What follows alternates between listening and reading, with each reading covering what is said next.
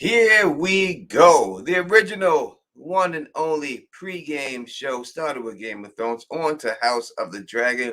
We are in the hizzy with you. You know, as always, the Don Tony Teflon rocking with my usual suspect brother's going to be in the building rocking with us. Waiting on Bridge for. We don't know, you know how Bridge do, but he should get here.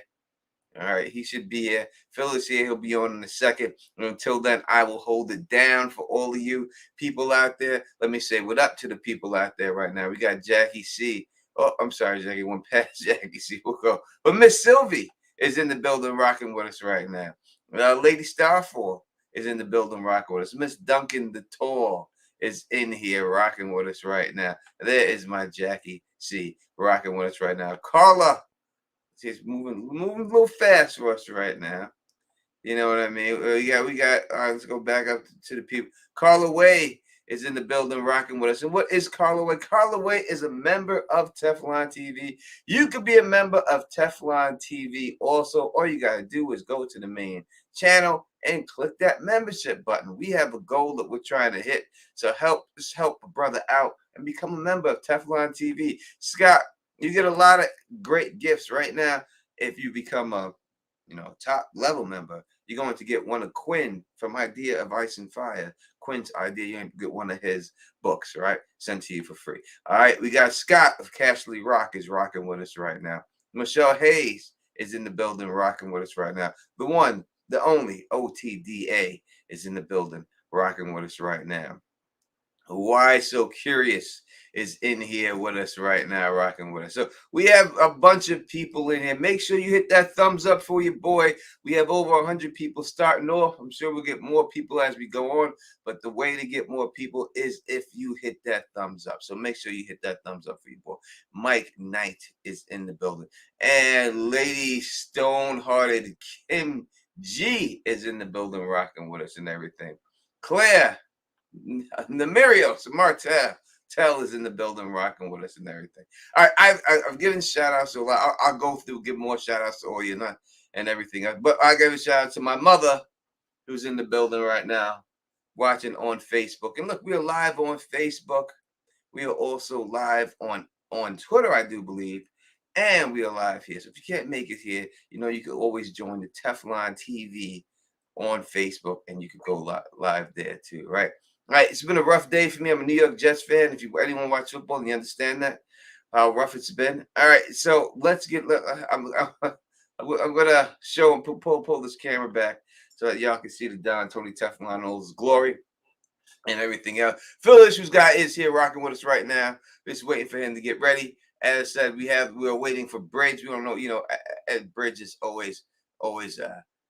Bridge is always out there. That's right. Carl, Carl, if you become a member, you get these exclusive emojis, the Don Tony Teflon, Bridge for Phil, and LMR drinking. And we have more emojis. We just need more members so I can put them out there for you. You know what I mean? We got the gray area emoji. We got LML emoji. We have a Quinn of Idea of Ice and Fires emoji and everything else. So all you gotta do is that's it. Thank you so much, Miss Duncan the Tall. I truly appreciate it and everything. All right, let's get into right now. This episode to me, I think it might have been the best episode of the season so far. I don't want to go too deep into it. I'm going to wait for them to get here, but I will say that it was definitely, to me, the best episode of the series so far. I think that it's ramping up. Even when I look at the battle scene, at the last battle scene and everything else, I thought that they did that really good, and that was not directed by Miguel Sapochnik, which makes me very happy to say that he, even if he leaves, stuff will still be going right. Let me take this super chat from Kelly Johnson. T shook the face of Aemon on Dragon. Shook the two-face Aemon. I'm shook to face Aemon on Dragon. I ain't shook. No one shakes it down, Tony Teflon. That's never happening. I'm from Queens, New York. You know that, man. Thank you, Alice. Not Alicia, not Alice. I said the first name first, right? Thank you so much. I truly appreciate it. And all right, so as I said from the beginning when I was talking about this, I think it was a very solid episode from the jump. Only thing I could complain about is that the crab feeder got handled really fast, right? He got taken out really quick. I would have loved to see the crab feeder, a little bit longer. Obviously, the man is a bitch. He went and ran inside that cave. And a lot of the talk we're going to talk about, a lot of the talk we're going to talk about here is that did Damon get a grayscale? I don't believe he did, and I know a lot of people saying, "Oh, he had blood all over his face," but there's no telling exactly what that blood was from. You don't know how many people he had to fight to get to that situation, right? And everything else. And And I also heard, I didn't actually hear this myself, and people in the live chat can confirm or deny that this actually happened. But I think the show creators in the after show, the everyone has to do the after show thing since Dan and Dave did it, so everyone has to have the show creators come on after the show and explain to you what happened. In that section, I believe it was said that it's a dormant strand of grayscale, but people can correct me if I'm wrong. I believe that is what was told to me in the live chat after the show when I questioned, well, he's got a lot of blade. He's not immune to grayscale or something like that. So from what I've heard, they said it was a dormant, but I don't know. it could be. I mean, I would think that it would be. We only seen one really in Game of Thrones, one case of one that wasn't really dormant, right? Everything else we've seen has been dormant. They said, is there a different lace off or acid? Someone said they didn't say that, so someone lied to me. All right. So someone said, is there a different form of grayscale? No, there's only one form of grayscale that we know. We have Serenity 4.0 says he's a dragon rider, they're immune. So that's not true at all, because if you look at the history and why grayscale was made, right, it was made to combat the dragon riders, because that's what happened when it was made during the Rhonish wars and stuff. When one of the kings got captured, and he was put in the cave, and he prayed to the mother Royne, and then to save him. And then that's when the fog came up, and when the fog hit, it gave all the dragon riders who was in this fog grayscale. So it is not a regular disease. It is a sorcery-based disease that has spread through this world. So is this, so it gets so all Valyrians, it was meant for them. So they are not immune for it at all. But again, people saying the blood on his face, you don't know exactly how many people he had to fight to get to him. We didn't see anyone, but that's not saying it couldn't have been someone else's blood on his face, And I think the whole thing with the blood was really just to be him and Rhaenyra. They both had blood on their face. I think it was just a parallel for both of them. And also to set up the parallel of how Rhaenyra, like when she's hunting or she's in this situation, she's, stabbing the hell out of the boar. And then we go to Viserys and everyone's holding the fake stag for him as he stabs in the wrong place and then needs to be guided to stab into another place. So I want to read a comment in the chat from Tanya, I believe. I enjoyed the crab feeder not saying a word. It made me feel ominous. I also think it added to me being okay with him not being as fleshed out. I have to say that the style of which they presented the crab feeder to us, I thought was exceptionally well done. I said this in my live stream. It reminded me of how I wanted to see like a version, not exactly one for one, but that sort of menace and uncomfortability of what I would have wanted to see if they ever did book Euron, like seeing people in the silence, like that kind of vibe. And they depicted that really, really well. But as Tony said at the beginning, and some other folks have said too, it didn't bother me to the point of hurting the episode, but I definitely wish we got to see, and maybe just it's me, maybe it's my simplistic mind that needs to see conclusions to things. I wanted to see Daemon kick the crap out of the crab feeder. I know it's supposed like we're supposed to think because of the cut, it was really quick, like it wasn't much of a fight. Daemon went in there, whoosh, dead, boom. But I still would have liked to see it just because they had built up a big action scene. If you're going to do the big action scene with the Rambo commando running down the middle and going to get the bad guy, I want to see Sylvester Stallone say the line and see the bad guy get his comeuppance. So it would have been good to see that. It didn't take too much away from the scene or anything like that. But I would have liked to see it, Tony. I like to see people get their ass kicked. Let's not lie about it. I think there's certain things when you watch shows like this. There's certain things you're looking for, right? People, like I've heard people before say, "Oh, it's a Game of Thrones show, right?" So, is there going to be nudity? It better be nudity in it. That's where you look. Some people watch that for nudity, right? Some people watch it for battle scenes. Some people watch it for the politics, but a lot of people watch it for the sword fights, right?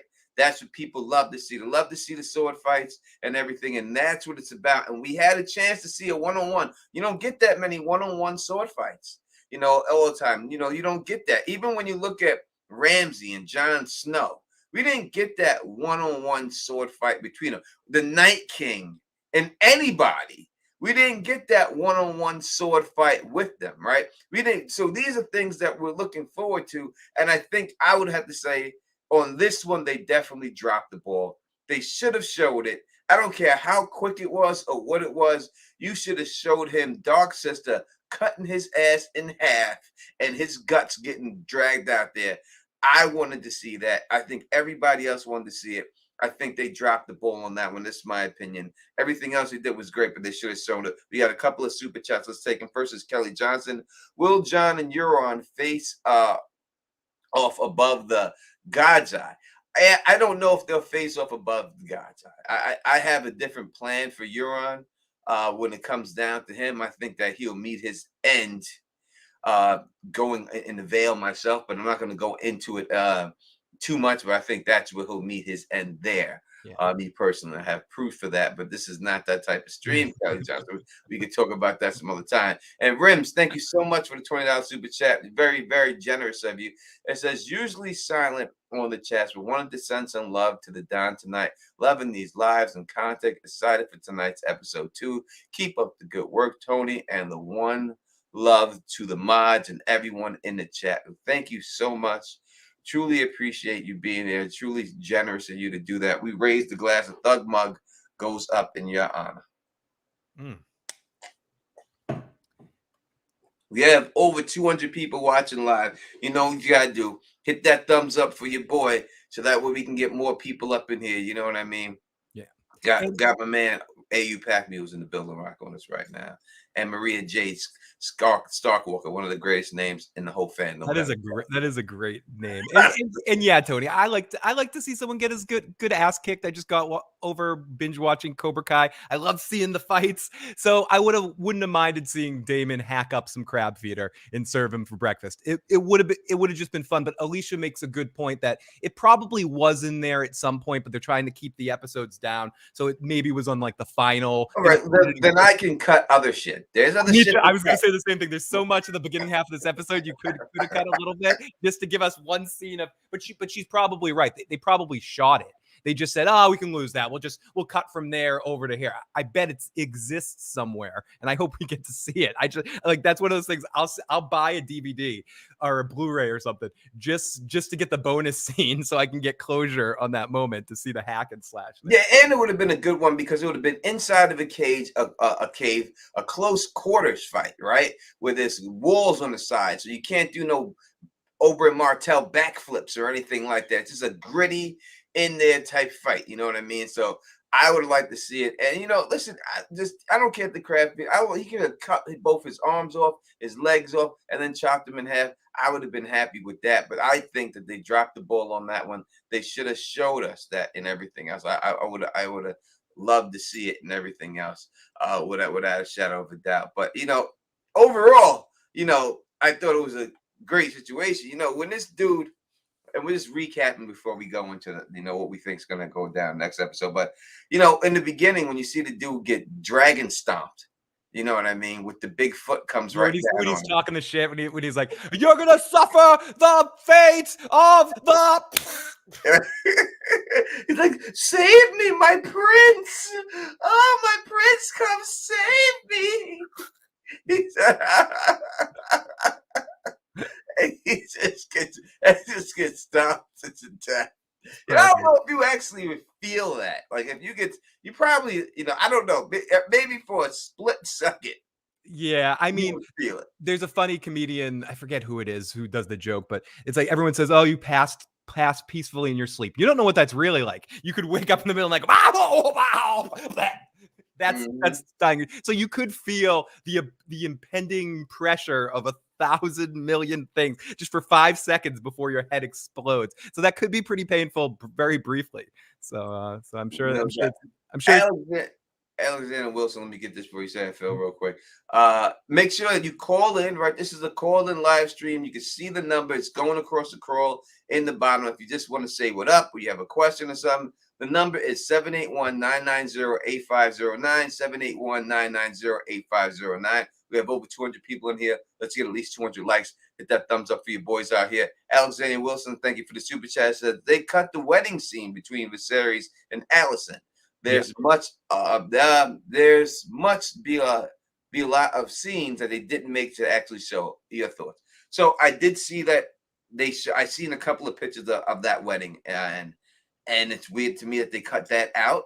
I think that would have been an important moment. I think they probably should have did the wedding. What do you think about that, Phil? Yeah, I mean, I'm mixed because I don't want to play Monday morning quarterback a little bit too much. And I'm a Raider fan too, Tony, so it's not a good day for me either. Right now, I think that there's so much even within what we've seen so far that everything's working. I just want to make clear what I'm about to say. The first 3 episodes are working.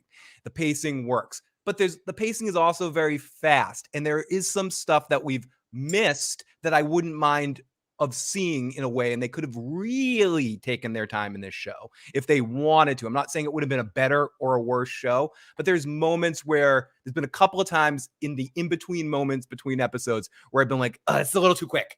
What? Like, we're in a year and a half. We're being told that Rhaenyra was estranged from her father for a year and kind of acting all whatever towards him, but we don't see any of that. We just get told it. There's like moments. The wedding would have been a perfect opportunity to show that, to show the problems, the walls that have built up between Alicent and Rhaenyra. And if in a theoretical situation they have a scene later in a later episode where they connect again, it would make it stronger if we saw every moment of that fracture. So I do think it would have been beneficial to the overall story. And again, I don't want to make it seem like I'm enjoying the show so far. These 3 episodes work. The pacing of which they're choosing, the editing choices are working. But that being said, there are a few things here and there where like I wouldn't mind seeing more. It's so good in the way it's shooting things and the acting choices and the dialogue choices and some of that stuff. I feel like sometimes I want more, but maybe that's how they should make me feel, Tony. Maybe as everyone says with performers, leave them wanting more. Every episode leaves me feeling, I want a little bit more, and not in a not getting what I need way. Get what you want, not what you need kind of feeling. I don't know. So yes, I do think it would be fun. Yeah, I 100% agree that they should have done it, and you didn't have to show the whole wedding. All right, you could have just showed part of it. You could have just showed them up there, like when you showed Rhaegar and Lyanna get married. Right, it was very fast, but it made the point that you knew they were married. Right. They didn't show the whole wedding. They just showed them saying their vows to each other. And Tony, you clearly knew they were in love there too. So you could have done something like that, a quicker scene about it. Didn't have to be the whole grand wedding. It could have just been a fast scene just like that. You know what I mean? It could have been, and I agree that weddings show tension and everything else. You would have seen her sitting down and watching the wedding from afar, fuming about this whole situation. And you could have seen Alicent grabbing on her fingernails when she was over there, when she married this dude and everything else. So I think it would have been a great chance to do it. We got another super chat here from my man Fernandez T. Another 20 beans. Thank you so much, bro. Truly appreciate it. I think you must have put a sticker in there because there's no up in there, nothing else in there. But so I appreciate you, brother. You know I do. And my man Mitchell Banks says, "We love you, Tony the Don." Thank you so much, man. Got nothing but love for all my peoples out here that rep them down. We have over 250 people in here. Make sure you hit that thumbs up for your boy. You know what I mean? And then people who have let me address this for a bit. There are people who have sent me messages and said stuff on Twitter and on Teflon TV that they wanted me to do a live stream without my hat. They've never seen me without a hat on my head. All right, I'm hearing it too much. All right, I that is true. I have streamed without my hat like once usually New Year's Eve. I think is when I do it, or something like that. Maybe I will. We'll see what happens. If we can reach a certain amount or something like that, you know what I mean? Or something. Then we'll see something like that. All right. Well, we'll see if we can run it like that. People say this supposed to be saying this is supposed to be the porn episode. Well, when we look at the clues from what we're hearing, it sounds like someone is saying that Rhaenyra is humping around, like she's creeping, like she's sneaking out. And from what they set up on the preview, you know what I mean? They're trying to set it up so that you can wonder who is she creeping around with. Is it Damon? That's who they're trying to make you think, because you see him with a hoodie on his head and everything else. And you see the king jump on him and put the dagger to his neck like he's the one doing it. But we'll talk more about that a little bit later. We'll definitely talk about more of that a little bit. We're gonna continue with this episode for a little bit, and then we'll talk about what we think is gonna go on in this episode after we get done with that. We're still jumping around this one. So yeah, I think they could have done the wedding. I thought that the thing. Let me take this because real quick. Arabic man, are the Targs fireproof? No, they are not. They died in the 13 in the flames in the Doom of Valyria. they died in that. So no, they're not fireproof. They have some type of a little bit of immunity to fire. You've seen Daenerys when she, in the first episode when she gets out the tub, Emilia Clarke butt naked, beautiful shot of her. Oh, I still remember it to this day. And when she came out of the tent of fire, right? They did that purposely when she killed all the cows. That she can take fire more, but she's not fireproof. In the books, she loses all of her hair, burns off in there when she comes out of that fire. So no, they're not fireproof. Past me, that was one of my nitpicks. When they die, they burn their bodies, right? When they die. So that's just the way. That's just their custom. Yeah, me in the past, like watching Game of Thrones for the first time, I was very excited to see them burn her hair, and I was like, "They didn't burn the hair. What's wrong?" Like rewind time. Me was really kind of had a hair across my ass about the not burning the hair thing, but whatever. Alicia left us a message, but she told me to play it when she says to play it in the chat. So I'm gonna wait to play that question. All right. Oh, geez, Alicia's giving demands. And this is area code 410. Hey, what's up? This is Q Dog. Quentin Gillian from Baltimore. I just I love the show. Is hitting on every cylinder is hitting, and I owe a big apology to Matt Smith. I was like, when we first learned he got cast, I was like, oh yo, they cast who? They cast Doctor Who as the Rogue Prince? See, but dude is killing it, and he got energy, and as we say in Baltimore, he ain't no horse, so. Like, I love what this show is doing, and shout out to y'all too. Peace. Okay, great message, and she said I can play it now, so let me play it. I'm going to play it from the beginning, even though I know you probably want me to play it partway through, but I'm going to start it from the beginning here.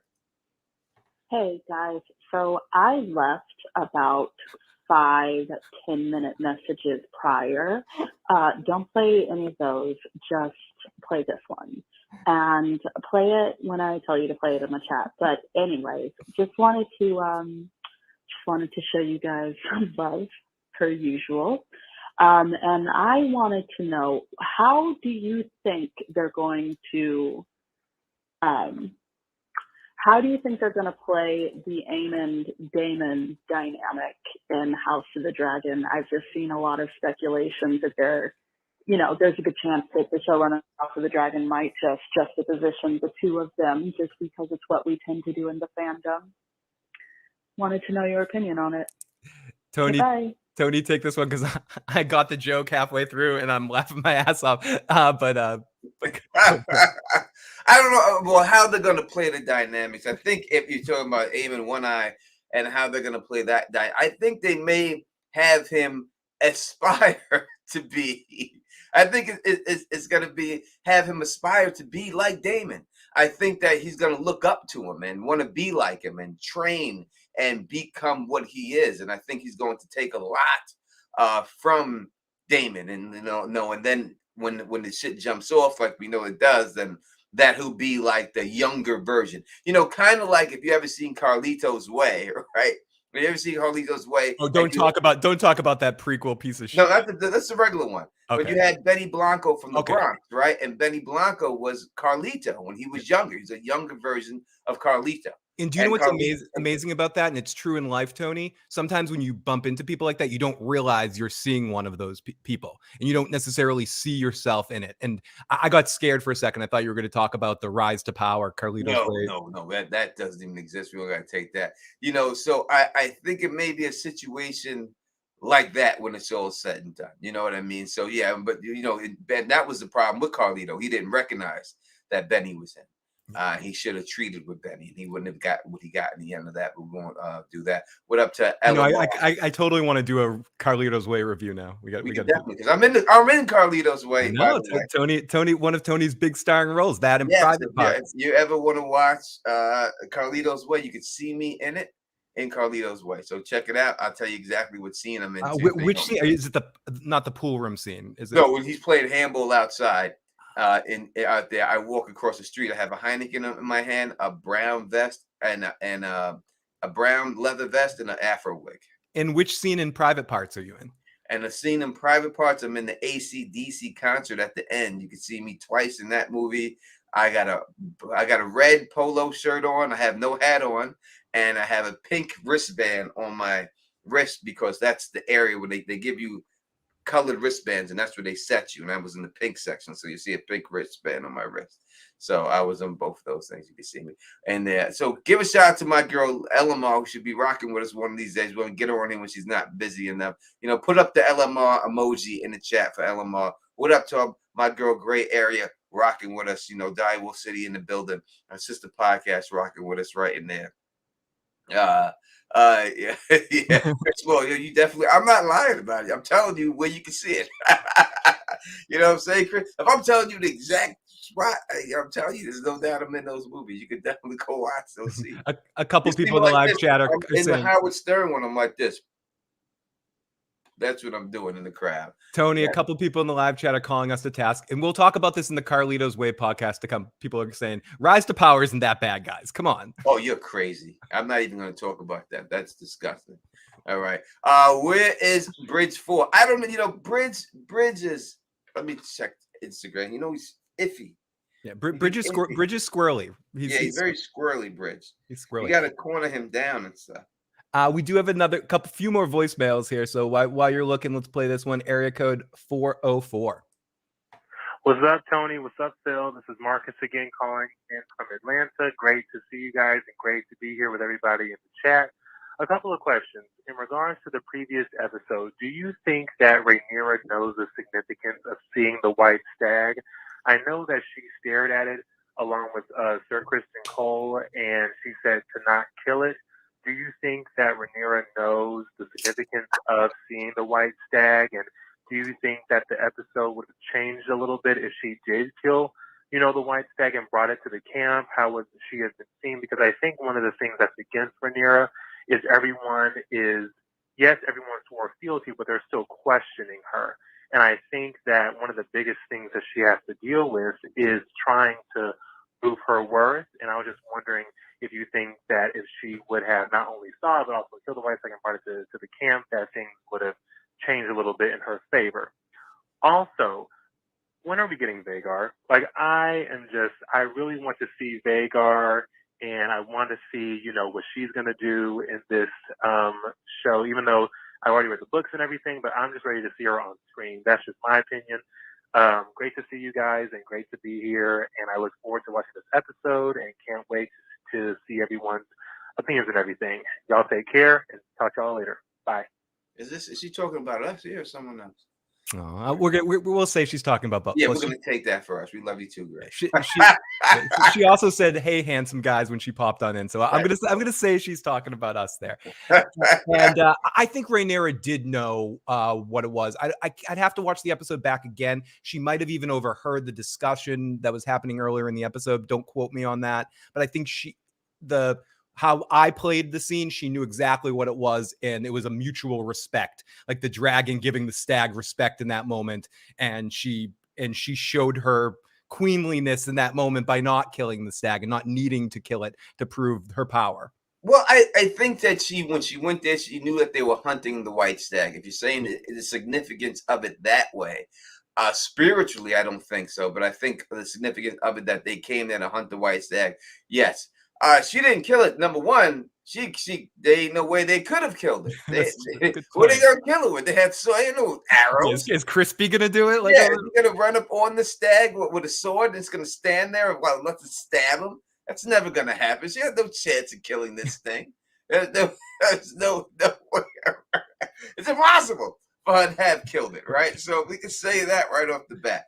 If she had the opportunity to kill it, would she have killed it? Maybe, you know what I mean? Maybe she would have, but I don't think that she had ever had the opportunity to do it. I don't think there's no way she could have killed that thing with his sword. There's no other way for them to do it. So no. And speaking about that too, we could transition into this king who's the worst hunter I've ever seen in my life. I've never seen a hunter this bad. How do you call yourself a hunter? It reminds me, I keep giving all these movie references because people take things from other movies. These things have been done before. But if you ever see a movie, and you could check my video, go on my video, go back there and look up Dragon Slayer.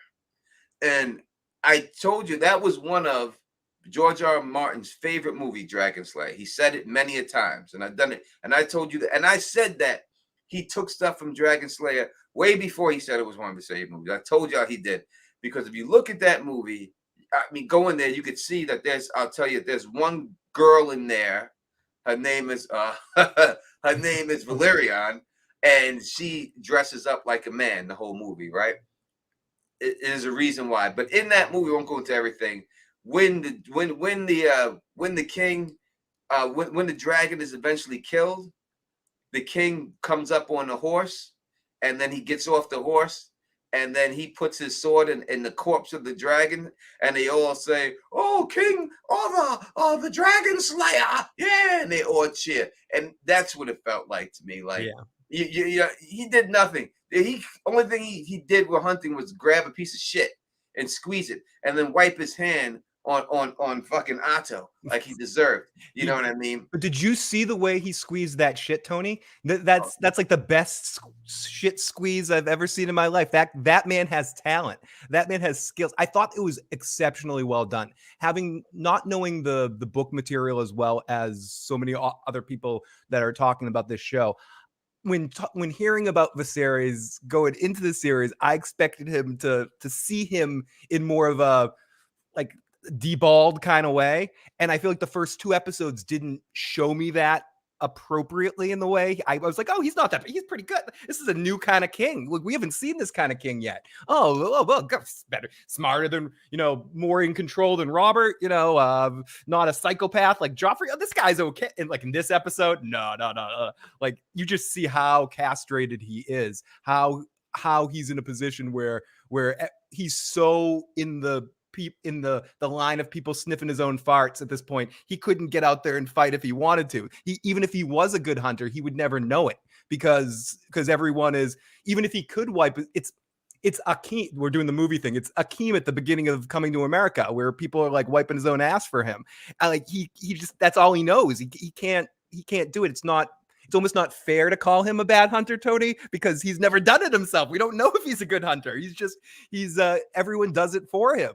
So yeah, I thought this did the episode did an excellent job showing the parallel between him and Rhaenyra, who's very capable of a person and very capable of a potential queen. And right down to, Crispy had to save her with the boar for a second, but when that boar moved, she didn't let someone hold that down. She pulled out the blade and was like, "Fuck you, motherfucker," and went all Mike Myers on his ass. She had a lot of built up frustrations. I think she was stabbing her father. I think she was stabbing Allison. I think she was stabbing a bunch of people when she was like, "Fuck you and fuck you and fuck you and fuck you and fuck you and fuck you and fuck you and take this. I never want to take this. Everybody got that." I think she was giving it all. Who's next?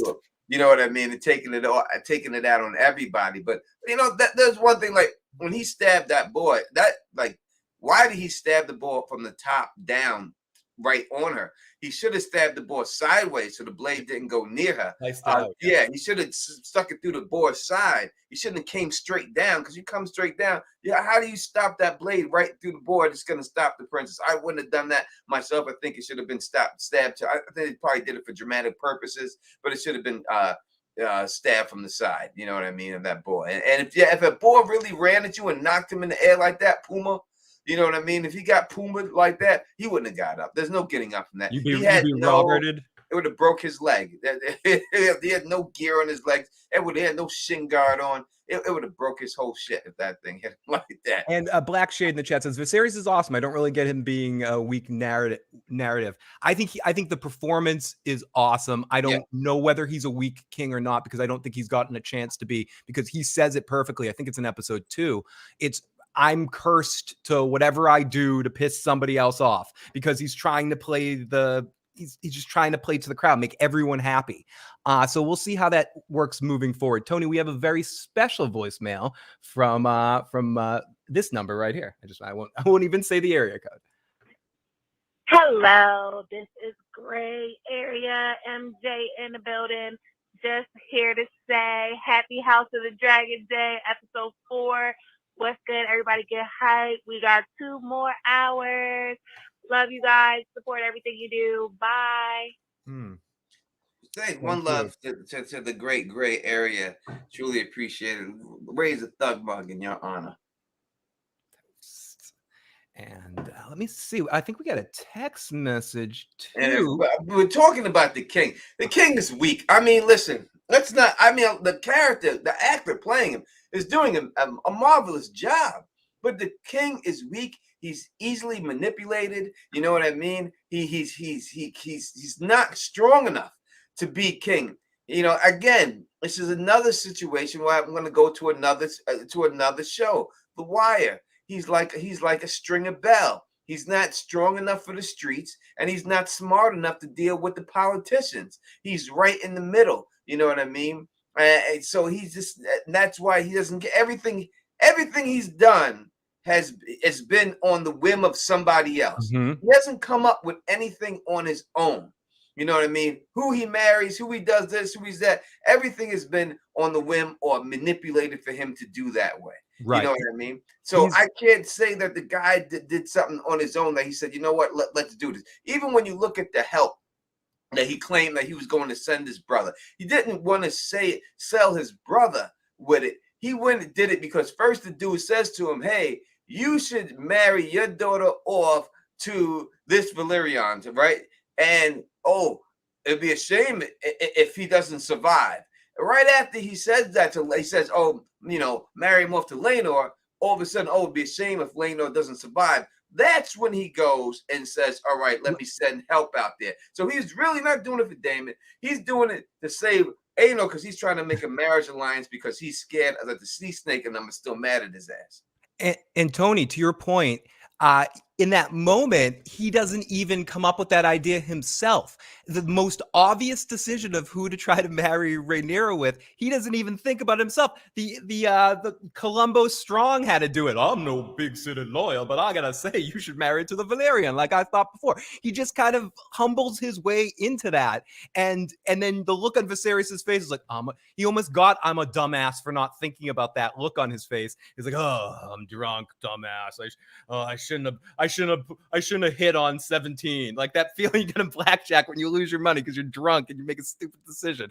And then he's like walking out. He puts his hand on him and walks out. And you're right. In that moment, he decides. And to your point again, even if that's the reason why he decided to send people to help Daemon eventually, he still didn't do it himself. He didn't do it till Alicent convinced him to do it later on in her own discussion. Like, what would be the better overall thing for the realm, which clicked in his mind, I don't want Rhaenyra to die, or I don't want the Valyrian kid to die.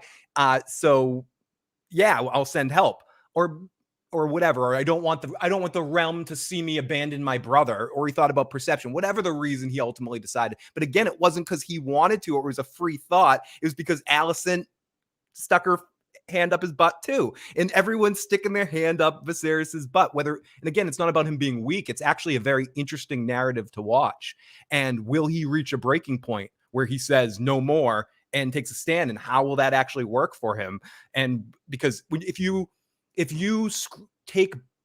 there's a movie Bulworth, we're just talking about it. We're talking about random movies tonight with Warren Beatty, and he like changes over and he's like taking money from all these lobbyists and stuff. And at one point he almost kills himself or whatever, or almost dies, or whatever. And he's like, fuck it. I'm Breaking Bad, and I'm going to go against everything I took bribes for. And then they all want revenge on it. So if Viserys does put his foot down right now, people like Otto and the people that have their hands inside him, they're not going to take that easy, Tony.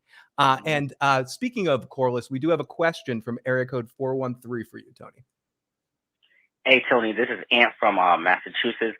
Yo, I want to know, you think we're going to ever see Corliss command in sea battles? Because we already saw what he looks like in melee. So I just wanted to ask that. All right, bye. Yeah, you have to. I mean, the sea battles are one of the major battles in this whole Dance of Dragons. A lot of the battles happen at sea. So you definitely will see it. And it's something that they've done in Game of Thrones a couple of times, right?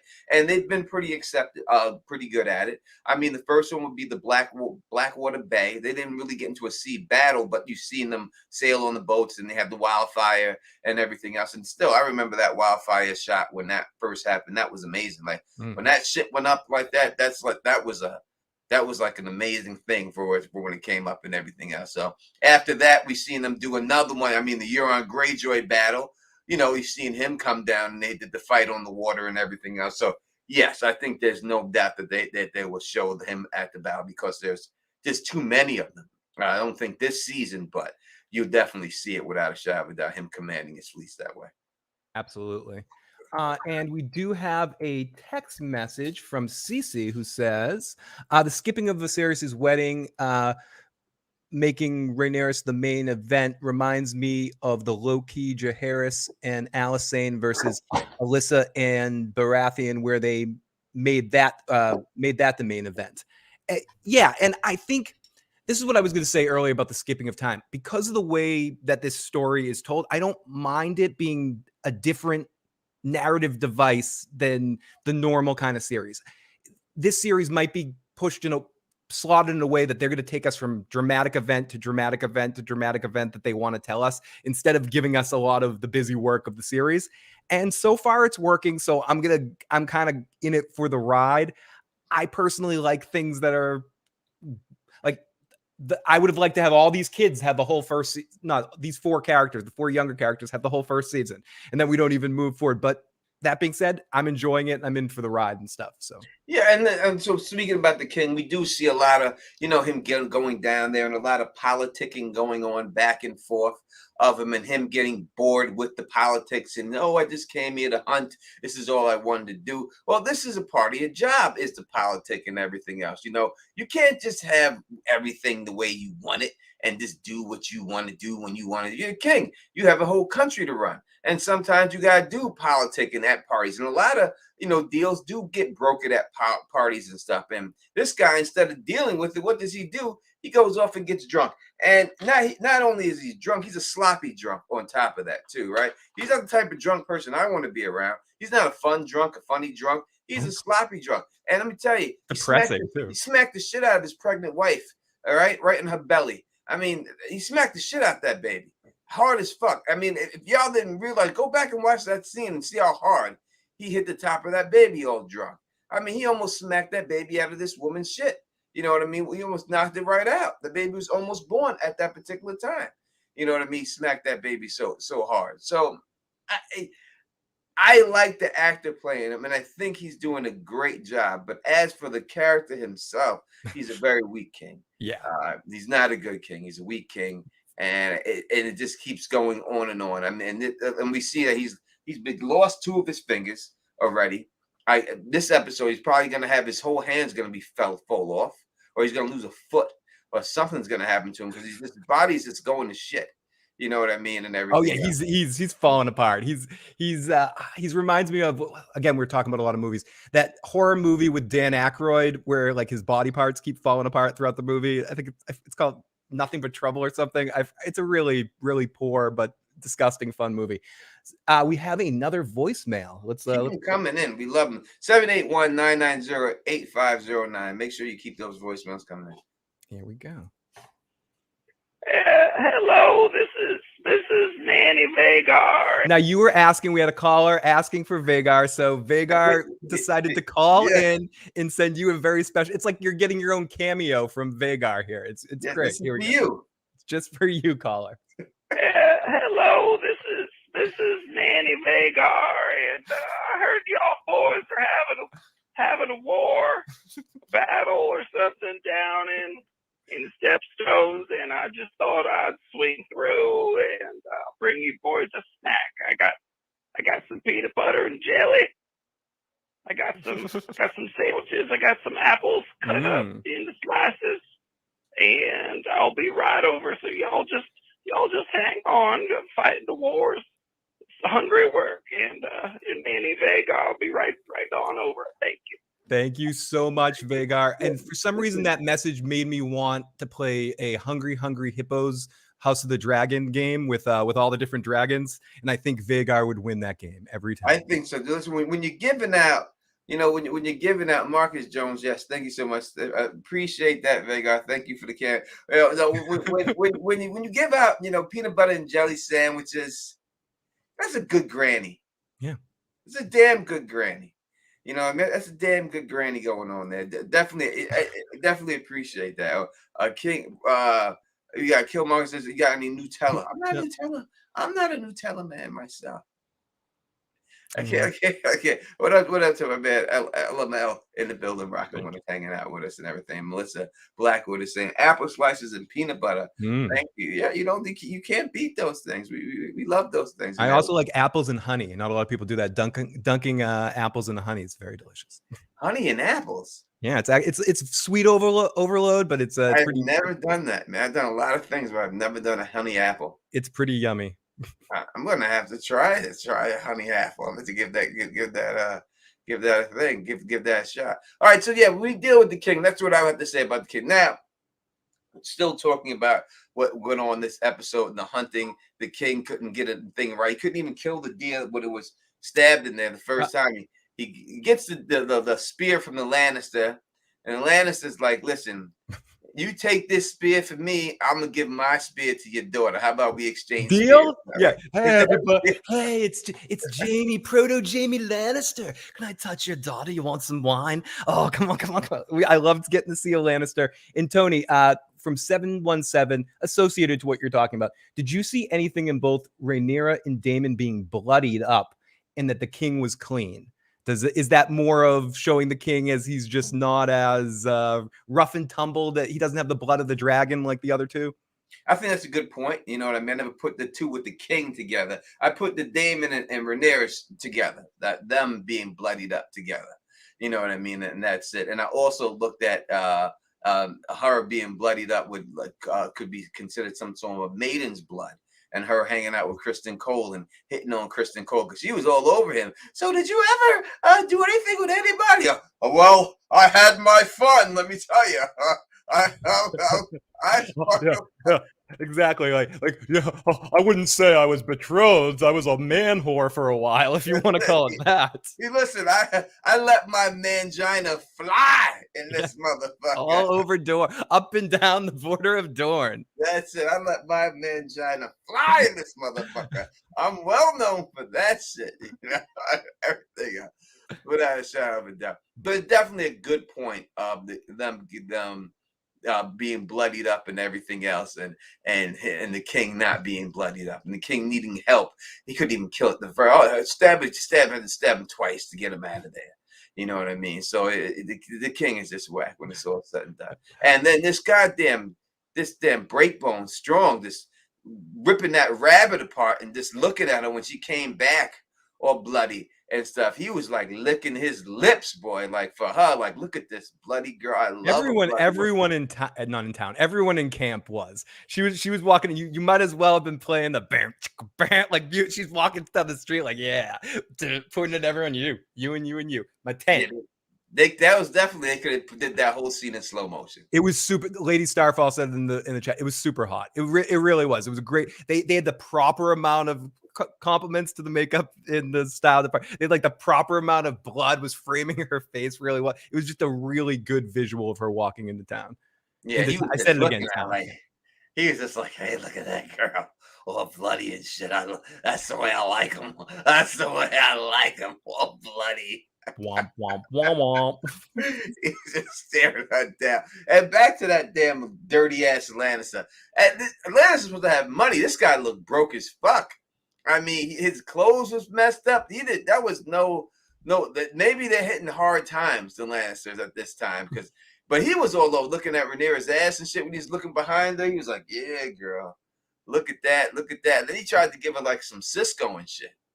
You know, he gave her a drink, a little Cisco. Dude, that was like Boone's Farm, dude. That probably was some damn Boone's Farm. Well, listen. The way she drank it, that was Boone's Farm. That was some convenience store level shit. I ain't gonna lie. I got some women drunk on Boone's Farm. Oh, dude. Zima.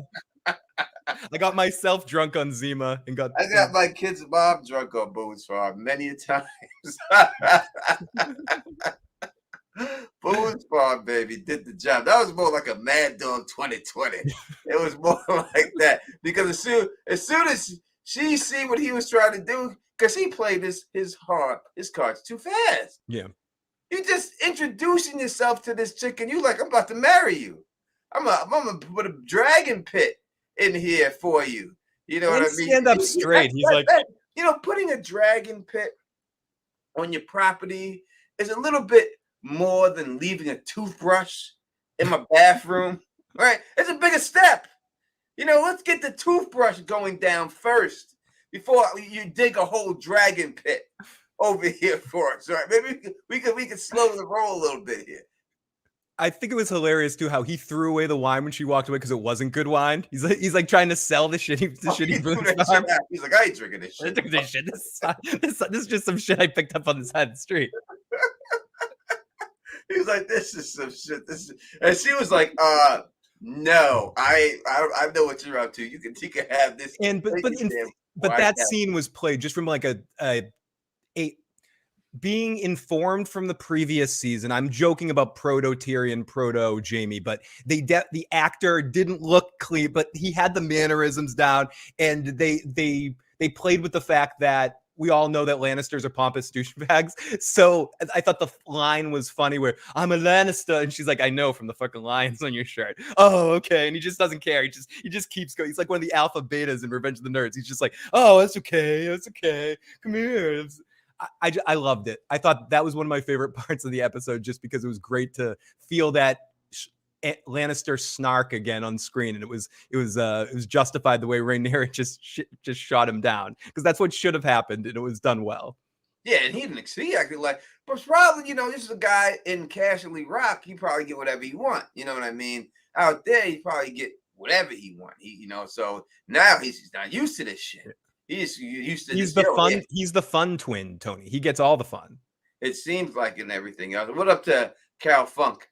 Is up in the building, Rock. Want to say, hey boys, LOL. Yeah, I saw the lines. He's the same actor playing both brothers. People tell me in the live chat. Yes. They're twins. Yeah. So he's playing this. He's playing the same, and he's doing a great job. He doesn't seem like this. The other one really does seem stiff and a little bit not as much personality, and a little bit more like Tywin or his brother or something, like a little bit more stern, where this one has a little bit more of that playful Lannister thing going on. Yeah, the other one seems more serious about his duty. This one seems like, I'm the head of the house. I can do what I want. And do you see these nipples within the dragon's eyes, Rhaenyra? I'm hot for the dragons. He's all about it.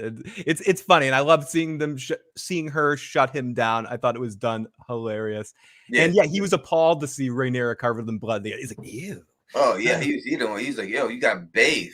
Ew. Bathe, girl. You gotta bathe. That other dude was like, that other guy, that break bones. He was like, I'll lick that blood off you, girl. He's like, we need to bathe her and feather her before she goes to Lannisport. Yeah, you must be taking care. She can't be over there like that.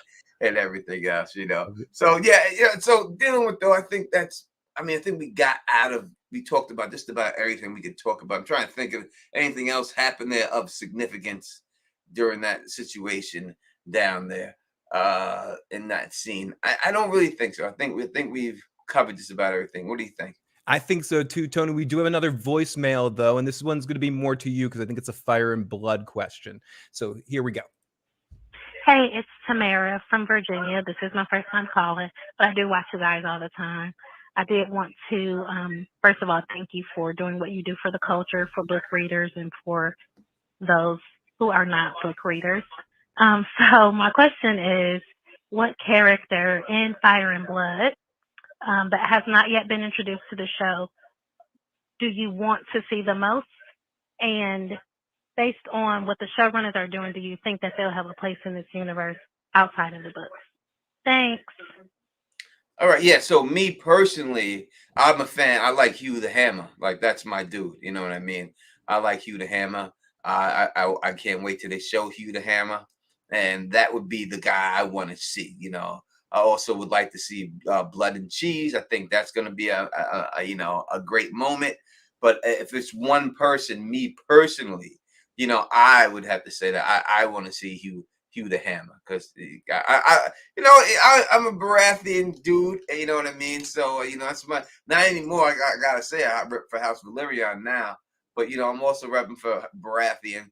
But I definitely have to rep for House Valyrian now, without a doubt. But before that, it's House Baratheon all day, and Hugh the Hammer reminds me of that. You know what I mean, and everything else. So I'm looking forward to Hugh the Hammer. A couple of people in the chat. Chat says Mushroom, Aemon One Eye, Nettles, Red Kraken, another Mushroom, Cregan Stark. So we can go through Mushroom. I thought the first guy when Rhaenyra was sitting there, that was Mushroom when I first seen it.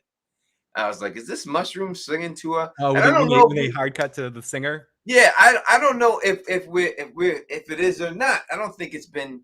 That could be Mushroom's real name. We don't know if that was Mushroom or not. I don't think it was, but you can't be sure because we don't know Mushroom's real name. So that could have been Mushroom right there. Aemon One Eye obviously is a huge role to play, so it's going to be great to see him in that role and everything. Nettles, I think that Nettles' role is not as big, so I'm looking forward to seeing her. But as for her role, doing a lot, you know what I mean? I don't know. Carla Ways, I'll take a little more of a heroine, please. A little more heroine. We have to get a couple of rabbit heads in here and start ripping them off for us right now.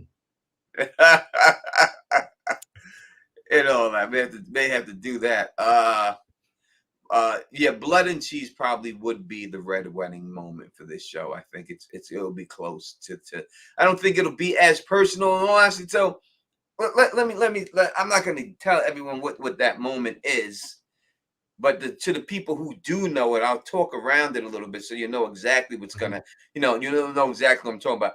I understand people thinking it's going to be a red wedding situation or the red wedding moment of the situation.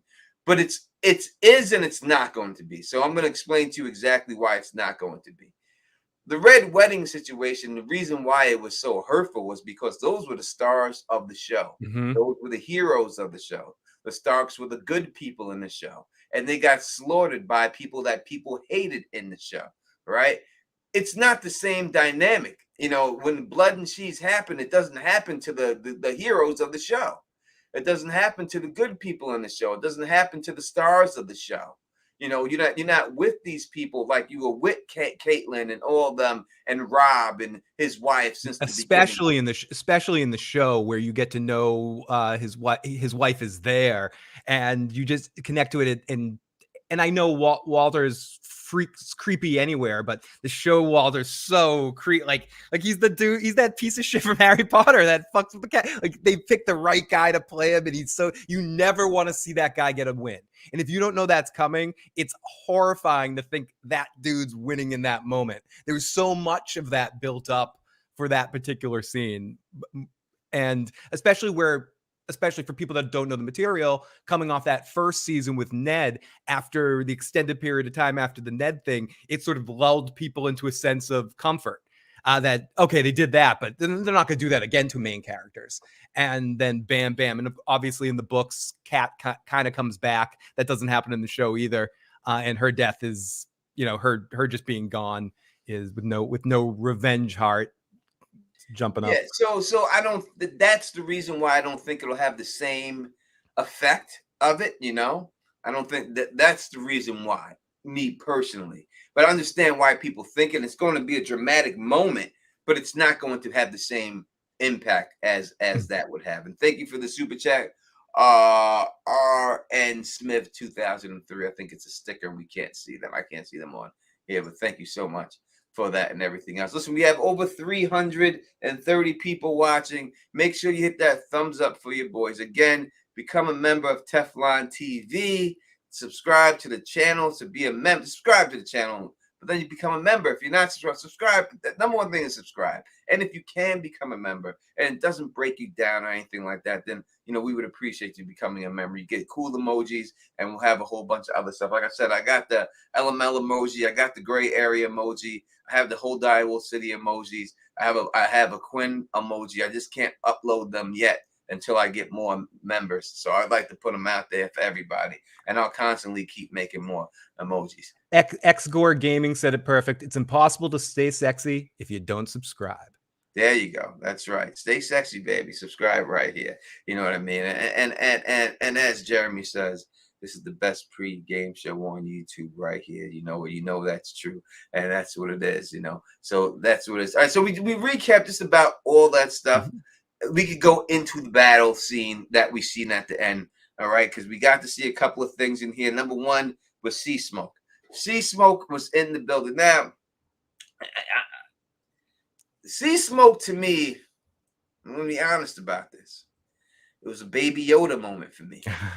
A little too cute. It was a cute ass dragon. It was super cute. I loved it. It's so cute. It's cute ass dragon, man. I don't know how I was feeling about myself, but thank you for the super chat, super sticker right there, Chris Stanley. Truly appreciate that. Truly appreciate it's like Figment from Disney. It was a very cute dragon. I love how even if you didn't like that dragon, I like how all the dragons have very unique, different designs. And this is the best looking one of them all, though. Best so far, the best. I agree. This is the best looking dragon of them all. Without a doubt. It's too cute. This damn dragon. So cute. You gotta have a. So many people are naming pets Sea Smoke after this. So many cats are going to be named Sea Smoke in the next year. Yes, he's too damn cute. Now, the one thing I would have to say, you know what I mean? I would have to say is that I don't, I just don't see how with two dragons, they couldn't have taken them out without going to the manner that they had to do. Me personally, I just don't see it.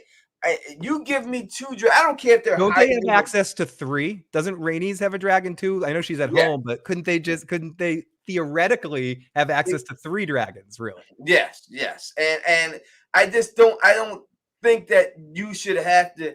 It should have came to that. You should. I don't care if they're hiding in these caves. These dragons probably can melt rocks.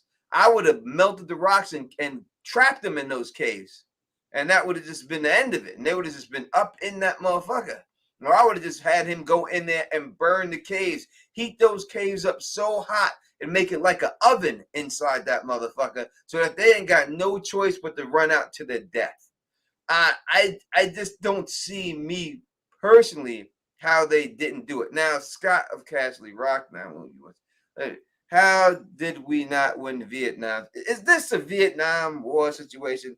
We're talking about, and I appreciate Scott. I got love for you. But I'm saying this is not real life, Scott. These are dragons we're talking about.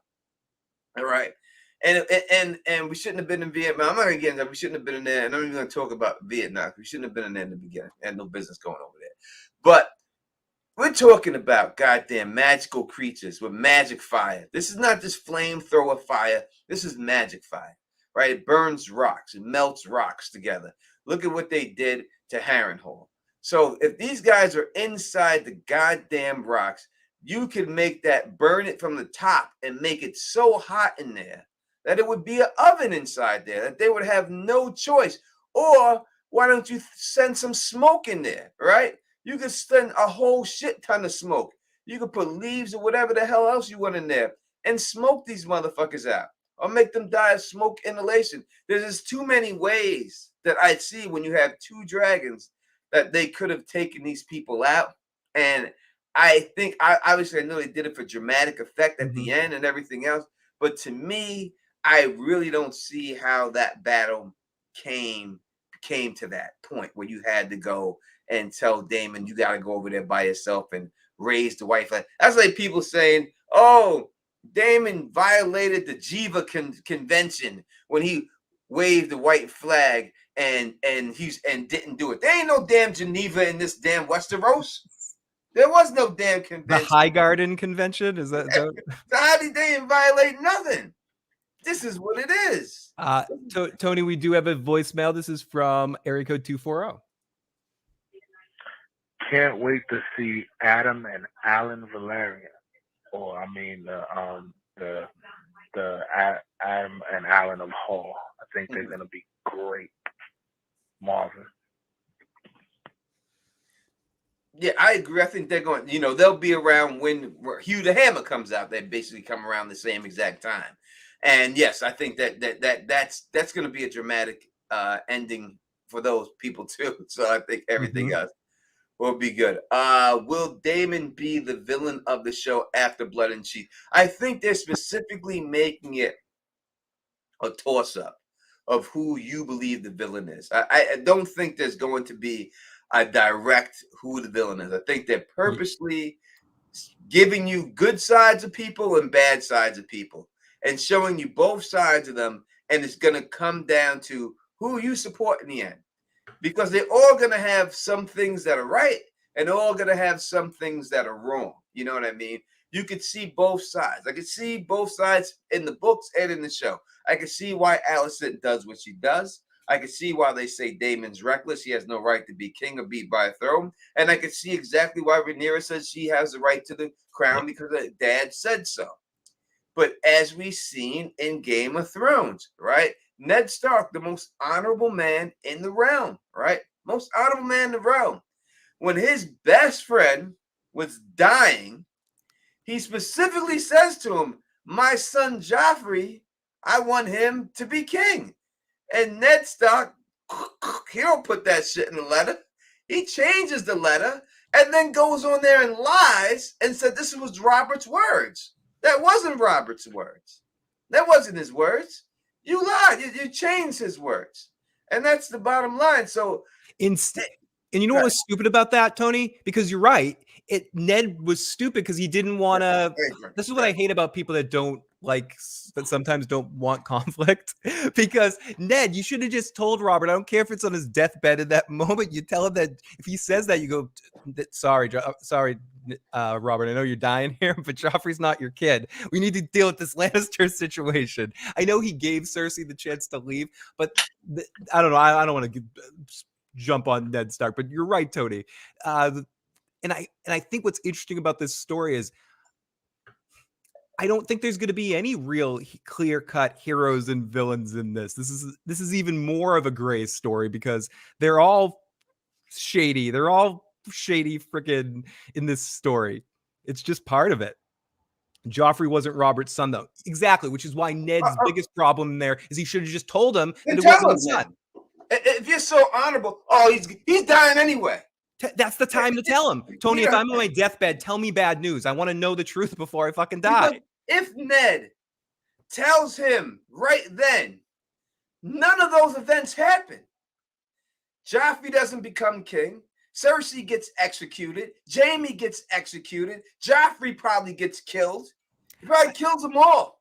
He probably orders all of them locked up. He calls for Barristan to come in the room right then. He has all of their heads.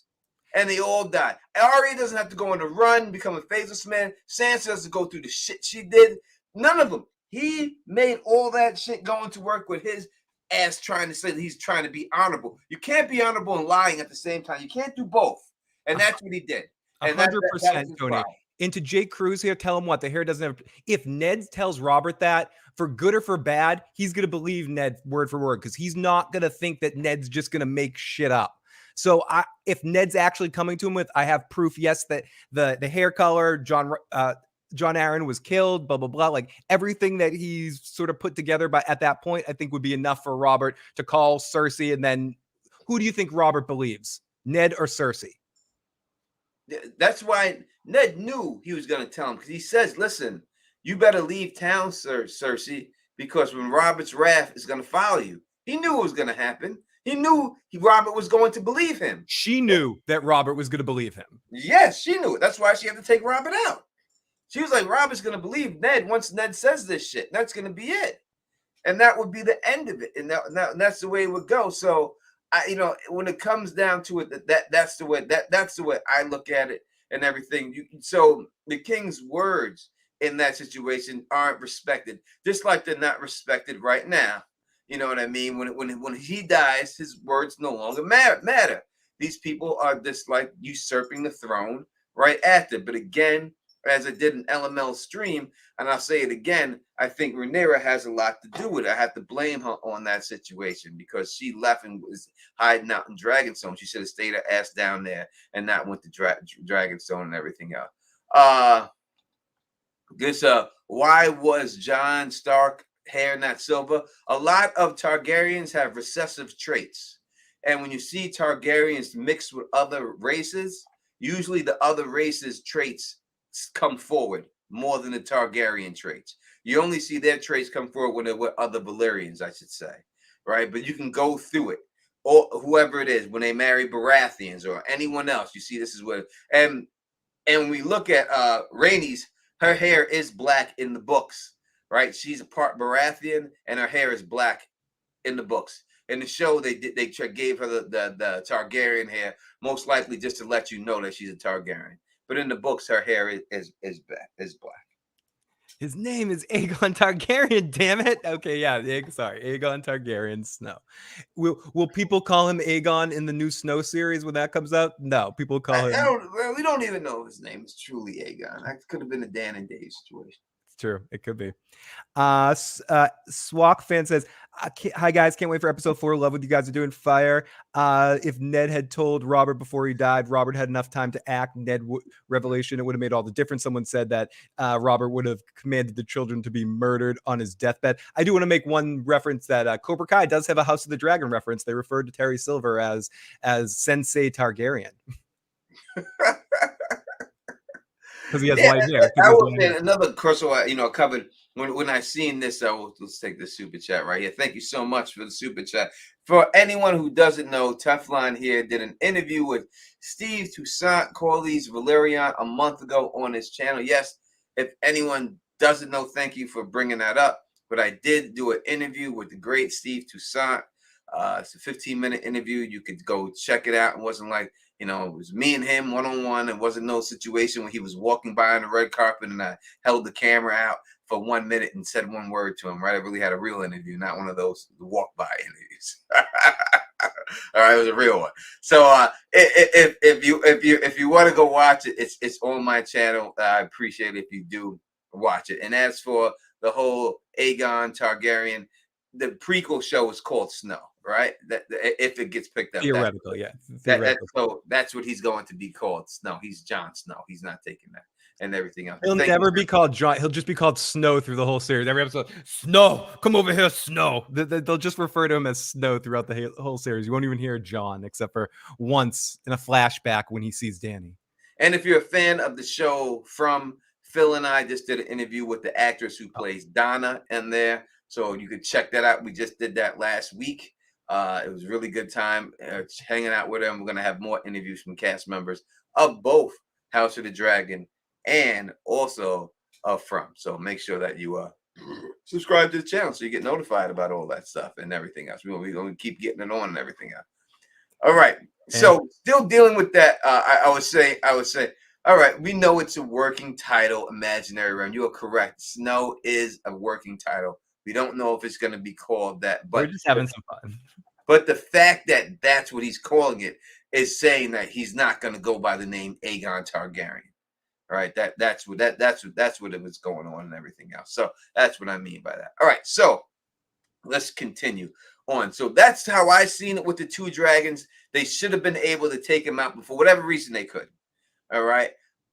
I'm not sure if I like Corley's brother. All right. He's sus to me right now. Yeah. He's sus. Corley's shut his ass down because he was definitely trying to start a mutiny. Fuck fuck this, Damon. I'll stick my hand up his ass and fuck it. Like, he should die for this. No one cared. Yeah, it was unnecessary. It was an unnecessary attack. And I love how Corlys did just shut him down. He was like, I'm the older brother. Shut the hell up now. Yo, I'm gonna drop fucking 2 years worth of money in this motherfucker. I this just gotta get done. You can't come now and fucking say something then. Too much money I done dropped in this shit. And now all of a sudden, and evidently he ain't been on the battlefield the whole time because Laenor called him out. And was like, I ain't seen you out there fighting, uncle. Perfect nickname he calls him, as the Imagination Realm says, the Master of Complaints. He is a master of complaints. I think I might adopt that as my my YouTube monocle, the master of complaints. That might not really be accurate to me, but I'm sure someone else should be the master of complaints. But still, it's a good nickname. Yeah, so I think that I'm not sure about him yet. I'm sus on him. You know what I mean? I don't trust him. You know what I mean? And here we are. Thank you for the super chat, Marcus Jones. And Laenor called him the master complaint. Yeah, the hashtag master complaints, man. It's great. Hashtag master complaint. Maybe we'll make some t-shirts up calling the master complaints. Whinging as the master of complaints. All that. But I ain't sold on that kid. Now Laenor showed out. I ain't gonna lie about it. He showed out. He showed out in this episode. And look, when you see him and everything, you're gonna have to. Why wouldn't Rhaenyra want to marry this dude? Great episode for that character. In the scene where the Master of Complaints thing, like just in that scene, the way he supported Daemon and kind of had a connection with Daemon because the Dragon Rider thing, and him and Corlys both working together with knowing that Daemon's their best chance at victory in any way, shape, or form, and obviously organizing this plan with Daemon to set up the strike of the dragon, the trap there that he set. So I thought this was definitely a really awesome episode for that character. And that's one of the 4 characters that is aging up, though, correct? It's Corlys's 2 kids and Alicent and Rhaenyra. Those are the 4 characters that will be played by different actors at one point this season. I'm not sure what episode we do get the fast forward, but I believe those are the four actors that are being supplemented with other actors. Yeah, without a doubt. But he showed out in this episode, and it was a very strong showing for him, and a showing that would make you say, why wouldn't this chick want to marry this dude? He's got the cutest dragon of them all. He burnt these mom. Now I heard people saying that he didn't say Jacaris the right way. That he was saying it different. It didn't sound the same way. Let's as Daenerys. Let's Valyrians pronounce it differently. Go fuck yourself. Listen, even if you look at Spanish people, Puerto Ricans and Mexicans, they speak the same language, but it's not the same. They got different words, right? And everyone has their own accent. And another thing, Daenerys, who knows exactly what slang Valyrian is supposed to be talked to? Daenerys didn't have no one talking with her like that. No one from there that sounds like that. You don't know exactly what their accent truly sounds like. So I would say his is probably more on than hers would be, because he's around more people speaking it. And Tony, sometimes when it really comes down to it, it's a bird. It's magic. It's just magic sometimes. And this is another phenomenal name right here. Oh, that is awesome, Scarlet. Oh, hell nah. I love that. That's awesome. Frankly, Scarlet, I don't give a damn. Because that's so crazy. That line was like iconic, because he told a woman, I don't give a damn. Like, oh my God, he told her, I don't give a damn. Scarlet, I don't give a damn. But as a dude, when we were kids, then even as close as like the first Ninja Turtles movie, it was PG when PG mattered, because Raphael jumped in the camera and goes, damn. It was intense. I remember watching that when I was a kid. I was like, the Ninja Turtles swore. He said damn. You know, it was a big deal. Dan was pretty even far into the early 90s. Dan was still you said damn, I'd get the wooden spoon sometime for Dan. They'd be like, no, keep your freaking mouth shut. Yeah, you couldn't say that. No. Dan was one of the on the no fly list, Tony. Any of those words come the Italian aunts with that wooden spoon, dude. I remember I got smacked for cursing one time, and it just came out. It's like, fuck, mom. Dude, it's quick. Yeah, it was real fast. How does the call-ins work? Do you play your audio as a call-in message black? Well, this is what you do. You call in that right there, that number, 781-990-8509. When you call in that number, it will be on the voicemail. We will listen to it. And if it's not good enough, but if it's not crazy, you ain't saying something nutty on it, then we will play it, and that's the way it is. But it's not going to be live. Like when you put it, it's going to be a voice recording. So yeah, just call it up and everything else like that. So that being said, yeah, I can't see her not wanting to marry this guy. It is definitely going to be, he's got the cutest dragon of them all.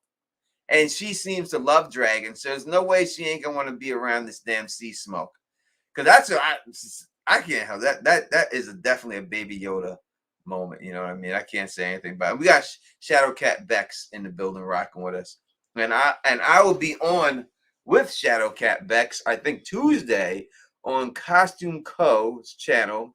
I'll be on there breaking down this latest episode when it drops. I'll be on there live with the ladies. That's an amazing picture of that cat. I love it. So check us out when we check them out and everything else. Check out Heidi and I'll be there. You'll be to see us there. And I'm going to New York City soon, Shadowcat Bex. I'm going to visit my sister. When I get down there, I'm gonna holler at you and see what's up, and see where you at and stuff like that, and all that. All right, so yeah. So that being said, when the actual battle, I don't think Sea Smoke would want you calling him. Have you seen a picture of this damn dragon? Let me pull up a picture. We might need to pull up the picture of the cuteness. And there's no way that you can't say that dragon's cute.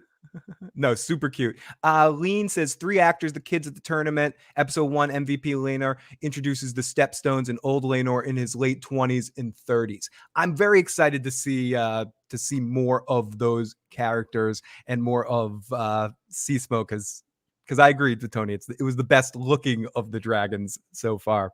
As Jackie in the chat says, Sea Smoke equals Puff the Magic Dragon. We have the amazing Gold Soul in the live chat. What's up, Teflon and Phil? Brittany says he's cute. I called him the Kaiwai Dragon. Aw. Raven's got that win today, Tony. Oh, Smutty, don't say that. That's not nice. Look at that dragon's face. Look at him smiling. Aw. They got him. I don't know if I could blow that up. If it's possible. Oh, he's got the puppy smile. He's got the dog puppy smile. Look at that dragon smiling and stuff. Man, I want to. This is all fucked up now. Yeah, he's got smiling and everything. He's got a big smile. He's got his little goatee underneath his chin right there hanging out. You know what I mean? And he's got a pretty designer collar going on there. Like his shadow is looks. He's got bling going on there. He's blinged up, man. Come on, man. You can get that dragon. Cute, man. It's the way around it. Dun, Puff the We magic. got over 400 people watching live right now. Make sure you hit that thumbs up for your boys up in here. We out here every week. Call away. I wanted to rub his belly. And everything, hit that thumbs up for your boys, man. We out here every week, man, doing this for you. Every week we out here doing this. Sometimes Bridge Forward. Yeah. 2 out of 4. Bridge Forward's here. He'll be here next week by that definition. Well, there's still time. You never can tell. Bridge sometimes will pop in the last half an hour. Holy shit! This is twice I spelled my BNO. It perpetuates when you do it once, but you recovered. You recovered. The beer was low. It was a quick recovery. I did catch that one before, but this has never happened before in the history of Teflon TV. I spilled vodka on my keyboard once. Did you? It was only once. It was only once. It was horrible, though. It was horrible. It happens, though. It's his pink wings for me, says Brittany. Sea Smoke is Purdy, says I love sci-fi. Yes, hit that like button. Quinn's not coming this week, but he'll be back at some point. Yeah, we'll definitely have Quinn back on. He said he can come anytime I ask him, he'll come. So, and I believe him. So we'll definitely have Quinn back on very soon. We don't want to wear him out, though. You know, he's got other things. We'll bring him back on when a special episode happens. Exactly. We want to keep it fun for Quinn. We don't make this a drag when we invite him over. Yeah, and stuff like that and everything. Tony, don't be mad. I got a shampoo. I'm good with that. Yeah, don't worry about that. I'm good on that and everything else. Yeah. So that's I think the plan itself when dealing with Daemon and them going in there and him sacrificing himself until they went. It was a little bit. It was a little bit White Walker's Game of Thrones when Daenerys showed up with the dragon. It was a little bit like that. You know, I have to say it was a little bit like I liked it, but it was a little did remind me of that. But Daemon was cutting people down like he was the Witcher. Oh yeah, totally. You know, he was cutting through these dudes, man. Taking out the whole army. And you know, classic Bruce Lee situation, classic movie situation. You have 20 people there, but you only charge one person at a time instead of all 20 of them just running in there. You know what I mean? Classic situation. We see it in all movies. And thank you so much, Shadowcat Bex. I truly appreciate it. It's very, very generous of you to do that. We truly appreciate that. Yeah, that's what I was saying too, Tony, in my stream. Yeah, it was action-y, whatever, but that's the kind of scene it was. And in every movie type thing, whether we're talking about the original Lord of the Rings movies, when Aragorn and Gimli like jump on that bridge with like hundreds and thousands of orcs all around them, and the two of them just go boom, boom, boom, boom, boom, one after another. It's just part of it. For me, the important thing in those kind of scenes is, can I follow what goes on, and does it make me feel good when I'm watching it? I grew up in the Rambo Commando generation. It doesn't make sense to me, and it made sense enough for it to be good. The only issue I have with that action scene we talked about before, which is not seeing the final climax of it with him actually cutting the head off the dude. But I think the way they set it up from just being action schlocky a little bit, that's fine. That's fine. It's action heavy. That's part of the fun of it. I want it to. I like. You can't. I don't want action scenes to be like accurate to real life. Then that's not fun to watch. No, I'm not. That's not fun.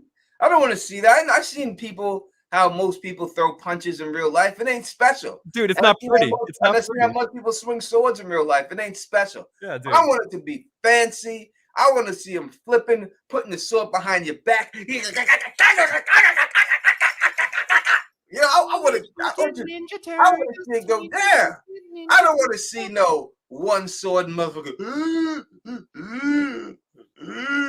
No, I want to see that. Amp it up. Exactly. Amp that shit up, dude. That's what I'm here to see.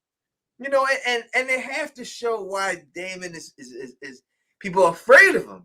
You know what I mean? They didn't show that in the Night's Watch scene. They just showed him going and grabbing regular people up. Now you see him in real battle situations, just chopping the shit out of people. You know what I mean? So that's what I want to see. I don't care if it's unrealistic. The whole show is unrealistic. Goddamn dragons in it, man. There is no realistic stuff in it. It's dragons that are in it. Someone said we're being too hard in the scene. I don't think we're being hard in the scene. We say we like the scene, so we don't care. We don't care that it was action-y. You know, like I liked it that it was action. That's what I'm looking for. Me too. I like flashy, shiny stuff. I want to be entertained when I watch an action scene, and it did that. It doesn't have to make. We're in a dragon faring world with its magic. It's again like this thing. Sorry, I don't have the sound cue. There's this old comedian. I bring up the clip where he's like, "Nothing up my sleeve. It's a bird. Fuck you. It's magic." And it's like he just fucks all jokes. So I want to get the sound cue. Fuck you. It's magic. But in some ways, in its action, it's fun. And I found that scene actually a lot of fun, even if it was silly at times. Yeah, I loved it. I love it all. Yeah, it's like Gladiator and all those shows. I want to see people getting their ass hacked up. Yeah. Oh yeah. And that's it. And that's what I got when I Big Trouble in Little China shit, Tony. And let me tell you something about Corlys Valyrian. In that goddamn pole axe he swung, he was kicking some ass with that goddamn pole axe. And we just talked about it the week before, Phil. Like wait till you see this guy. Yeah, you I warned me. seen him in Atlanta, and Atlanta. You saw him down in Atlanta. I seen him down in Atlanta hanging out, and I seen him kick some ass down there at college, man. And it was pretty. It was. I noticed it fights up. Busting ass out there in Atlanta. I seen him in Aladdin, and you see him in them fight scenes. He was not playing around. Yeah. But this dude, you know what I mean? You've seen him with that pole axe, and then hammering people with the other side of it too. Boom! Knocking them out with that, spinning it back around. Hey, got you right there. I got some for you too, and you take a little more over here, and just going bananas on these motherfuckers. You know what I mean? He was surgical with that weapon. Yeah, he was. I'm big on the Ninja Turtles. So he was like Leonardo with the swords. I usually listen to them first, but let's go with God on this one. I'll have a quick shotgun on it. Area code 606.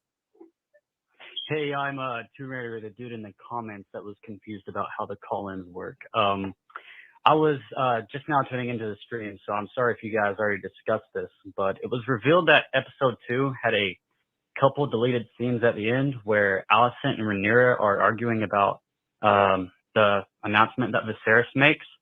And then there's another scene that was deleted of Alicent's wedding with Viserys, or I think there's pictures of Rhaenyra getting Alicent ready and then Alicent in the throne room for her wedding or whatever.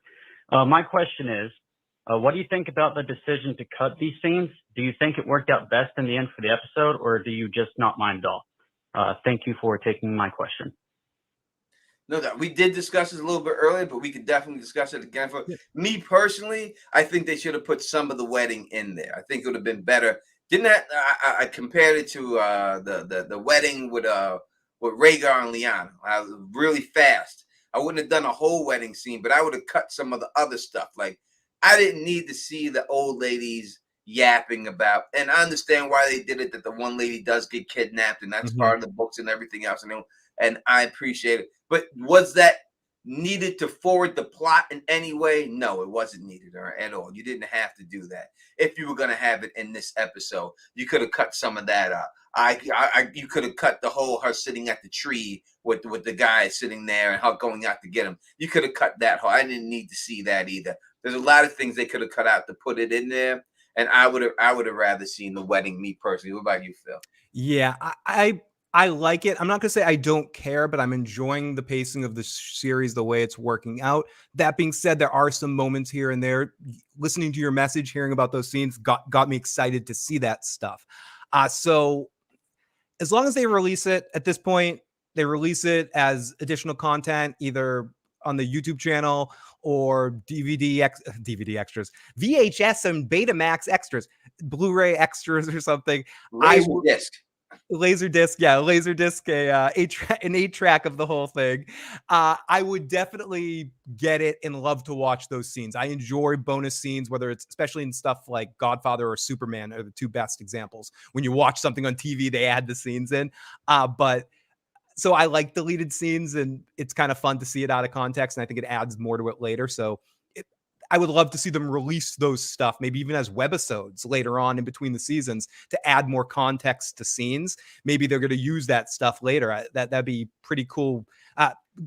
Better Call Saul did really cool stuff with promos between seasons, and I hope people copy them. And I think HBO could take some deleted scenes and do some fun stuff with adding meaning to other scenes and hinting at stuff that's going to come later. So maybe we'll see that stuff later.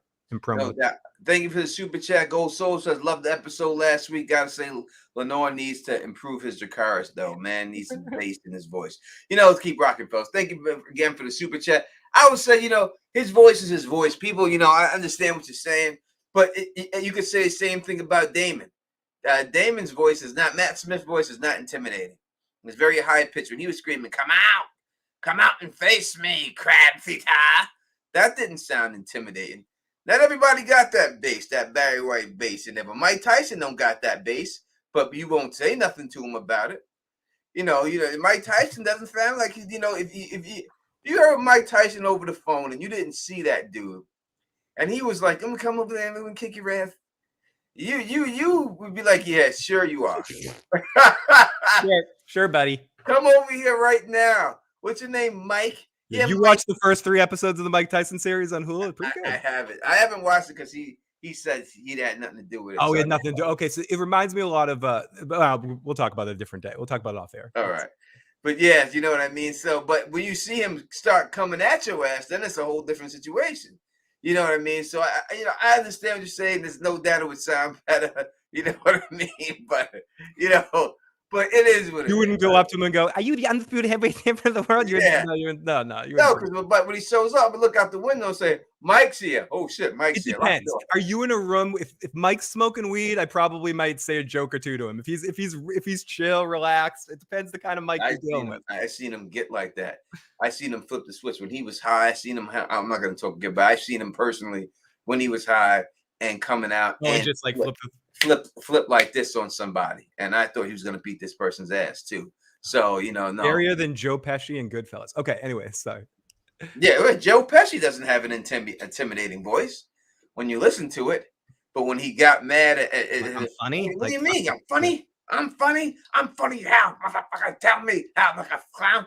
He was gonna. I almost had him, Maggie. I almost had him there. He was stumbling. You see Henry there? Oh my God! Almost had him there. I don't know about him. You might crack into the pressure. Henry. You know where he's intimidating is to Kevin Arnold. Or I mean, it's hard to be intimidating after a while once you get Kevin Arnold, Kevin McAllister in Home Alone. There, we have another voicemail from Marcus, so let's play that from 404. Hey, what's up? It's Marcus Jones again, calling from Atlanta. I just wanted to highlight again how. Wait, Lady Starfall, do we amuse you? Are we clowns for your amusement? Sorry, Marcus. Much. It was amazing to see Rhaenyra and Corlys, really doing what needed to be done on the Battle of the Stepstones as well. I know Daemon had his moments and he shined really well, but I cannot deny how awesome it was to see Corlys and Rhaenyra. Rhaenyra flying from Dragonback and Corlys fighting and chopping everybody up, like Tony said. Like, it was such an amazing moment for Daemon, but also it was an amazing moment for House Valyrian as well.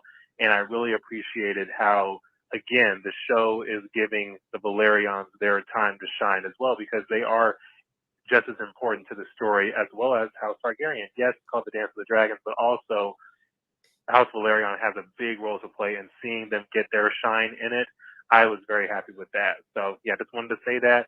And, yeah, y'all have a good one. Bye. I'll be honest. If I had the chance right now to go to one of these conventions and they had what weapon I would buy Corlys's axe before I bought any one of those swords. Without a shadow of a doubt, I would buy that axe. Without a doubt, I would buy that axe. I like the other swords and everything, but I would buy that axe. Now, I wouldn't walk around with the convention like Bridge 4, Yeah, inside joke, I guess. But I would definitely buy that axe without a shadow of a doubt over all of them. But after that, I guess that is how it ends. Right? It ends with crab feeder. We talked about that earlier, getting chopped in half, and we felt like we should have seen that. They should have showed us that. Yeah. We felt they dropped the ball on that one. Even if it wasn't a fight, it's always good to see. I get what they were trying to do. They probably, as Alicia was hinting at, maybe cutting for time. And it was such a quick fight. It was such a run in, dead, that they just sort of thought it was artsy to just do like a quick cut to the music and orchestrate everything. It wasn't bad, but it could have been a little better. It could have been a little better if they give us that payoff. I would have liked to see it. All right, going from that, now we're going. We have 20 more minutes, and then we're out of here. Get y'all be ready. We only have you a little bit. We only stay till 8:30. Over 400 people here rocking with us. Last time I'm going to say it. Make sure you hit that thumbs up for your boys in the chat. Let's try to get to 400 likes. It helps out a lot, 100%. You know what I mean? Tony, we do have another voicemail when you're ready. Yeah, again, if you could become a member of Teflon TV, you know how to do it. Just go in there and become a member. Hit that member button and holler and get those good free things for being a member. All right, we'll take this voicemail right now, and then we'll go into what we think is going to happen in this episode from what we've seen in the trailer. Okay, here we go. I got to whistle around the graveyard on that one. Here we go. 916. Hello, this is Luna Cascade calling. I have a question about the Strongs. There were 3 of them featured in the previous episode, and can you discuss a little bit about each of them? because they will become important characters later on. Love your show. As always, you're the best. Bye-bye. Okay, as someone that doesn't know, I'm going to pass this over to Tony, but from my eyes, I saw 2 of them so far. The one that's giving him the sage advice, Columbo Strong there. I don't know I know his name, I've heard it a couple times, but and then the one that seemingly has something wrong with his legs. And the one that was ripping the he was ripping the rabbit looking at Rhaenyra. Oh, okay. I forgot that. So those are the 3. Okay. Yeah. So they seem to have all 3, from my perspective, before Tony gives you some actual facts. It seems like they have all 3 areas covered there. They have someone that can sit with the girls, they have someone that's on the King's Landing, and they have someone that's sort of in the mix of the people. So the Strong seem to be set up for a power move if they have to, pun intended. No, we got a brand new channel member. Thank you so much, Chris Stanley, for joining the family of Teflon TV and becoming a channel member. Truly appreciate it, man. 100%, man. You know, shout out for you and stuff like that. Thank you so much. We really appreciate that, man. Fellow drummer.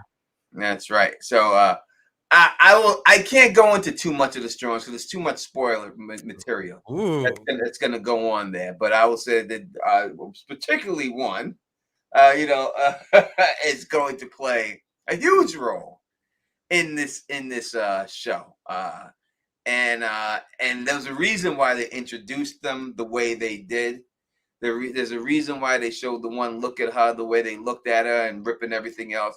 There's a reason why they showed them all doing certain things. And that's the best way I could say it without spoiling stuff that's going for people who haven't read the books. I don't want to ruin anything. Yeah. But you can see that they showed them to let you know their personality specifically.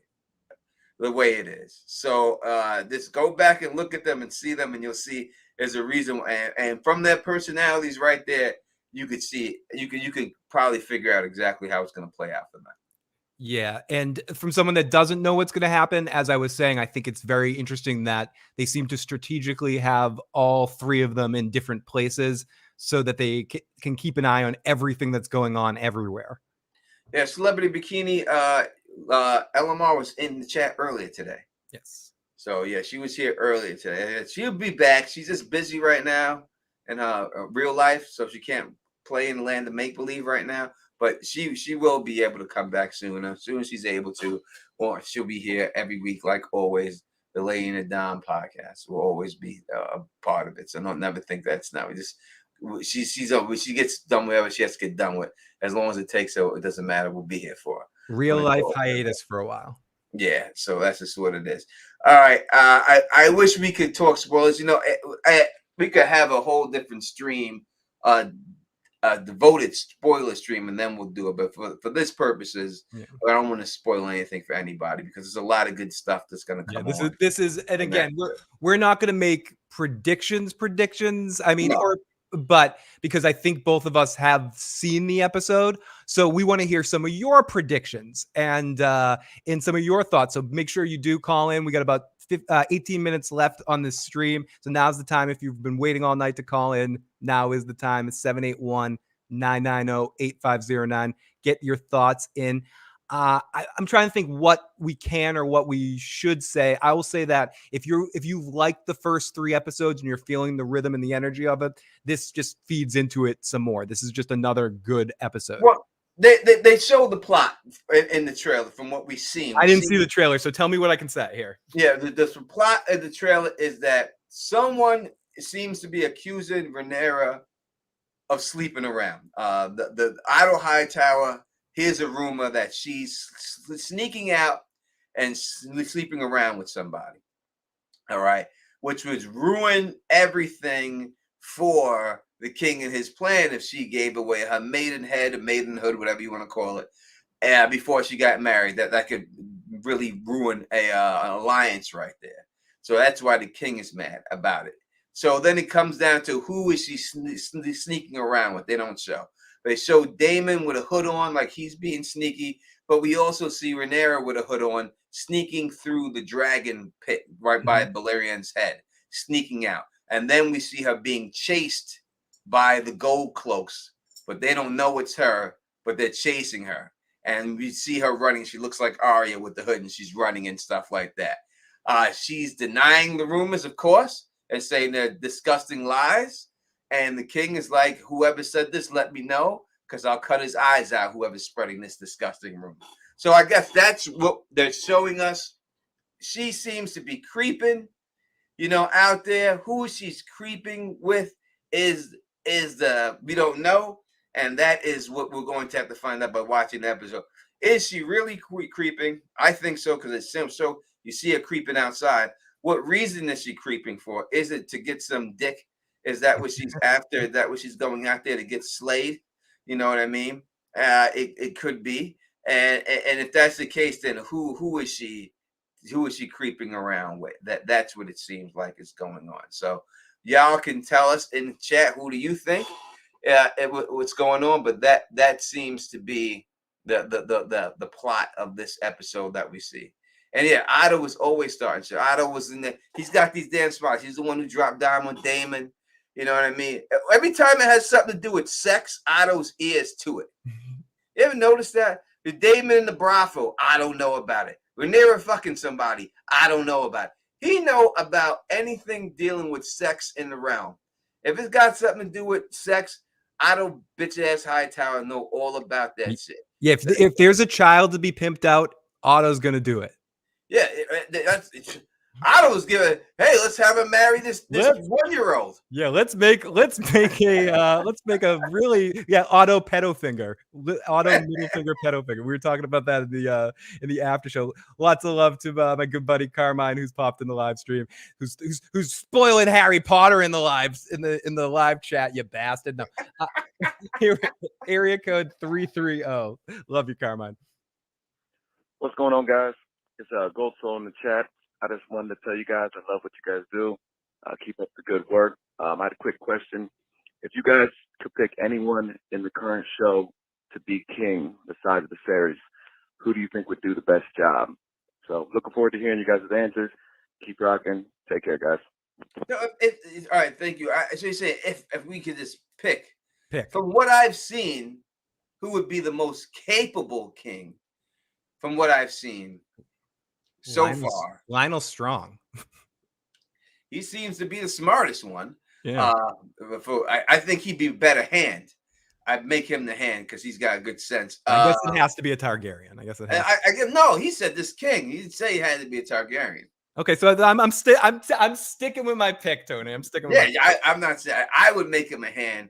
I would say Corlys Valyrian seems to be the most level-headed thinker. He's not drinking at these meetings. He's taking everything seriously. Yeah, he's about his money. You know what I mean? He don't like no one messing with his money in his trade routes. I put him on the Iron Throne. That would be my pick, or his wife. You know what I mean? I put one of them on the Iron Throne. Rhaenyra, not yet. She's too young. She's not ready. Damon's too rash. He's just too all over the place. He can't be king. Some days he'd be a good king. And then the off days he's killing everybody. You can't have a king like him. He's not cut out for it. You got to have someone who's willing to do the politicking and shit. You know what I mean? And you got to be willing to do it. You know what I mean? So I don't see it. So yeah, it would be hard. I would say them. That's who I would say if I had to pick who would be on the throne. Yeah, the queen that never was. I would say she seems level-headed enough to do it without a shadow of a doubt. Lady Starfall says Daemon, first of his name, but most people in the live chat are saying Corlys and Rhaenys would be the picks in this situation. And Corlys, King, Corlys, yeah, anyone is better than Otto. Anyone but Otto. People giving Gold Slow Radio with that radio voice. Or Otto Hightower told his daughter to put his wife's dress on to seduce the king. Dude, that's pretty fucking creepy. But then he upped his creep game in the next episode, and then told the king to marry his. But number one, is he saying that his wife's dressed like a slut, and that's why he was turned on by it? Yes, he's saying that I was turned on. You look like your mother, and I was turned on in this dress, so you should wear this dress to turn on another man. Yes, that's exactly what he was saying. Oh, we got another member too. Thank you so much. Luna Cascade, thank you so much for for becoming a member of Teflon TV. We truly appreciate that. We're 100%, man. Much love to you, Luna. Much love to you.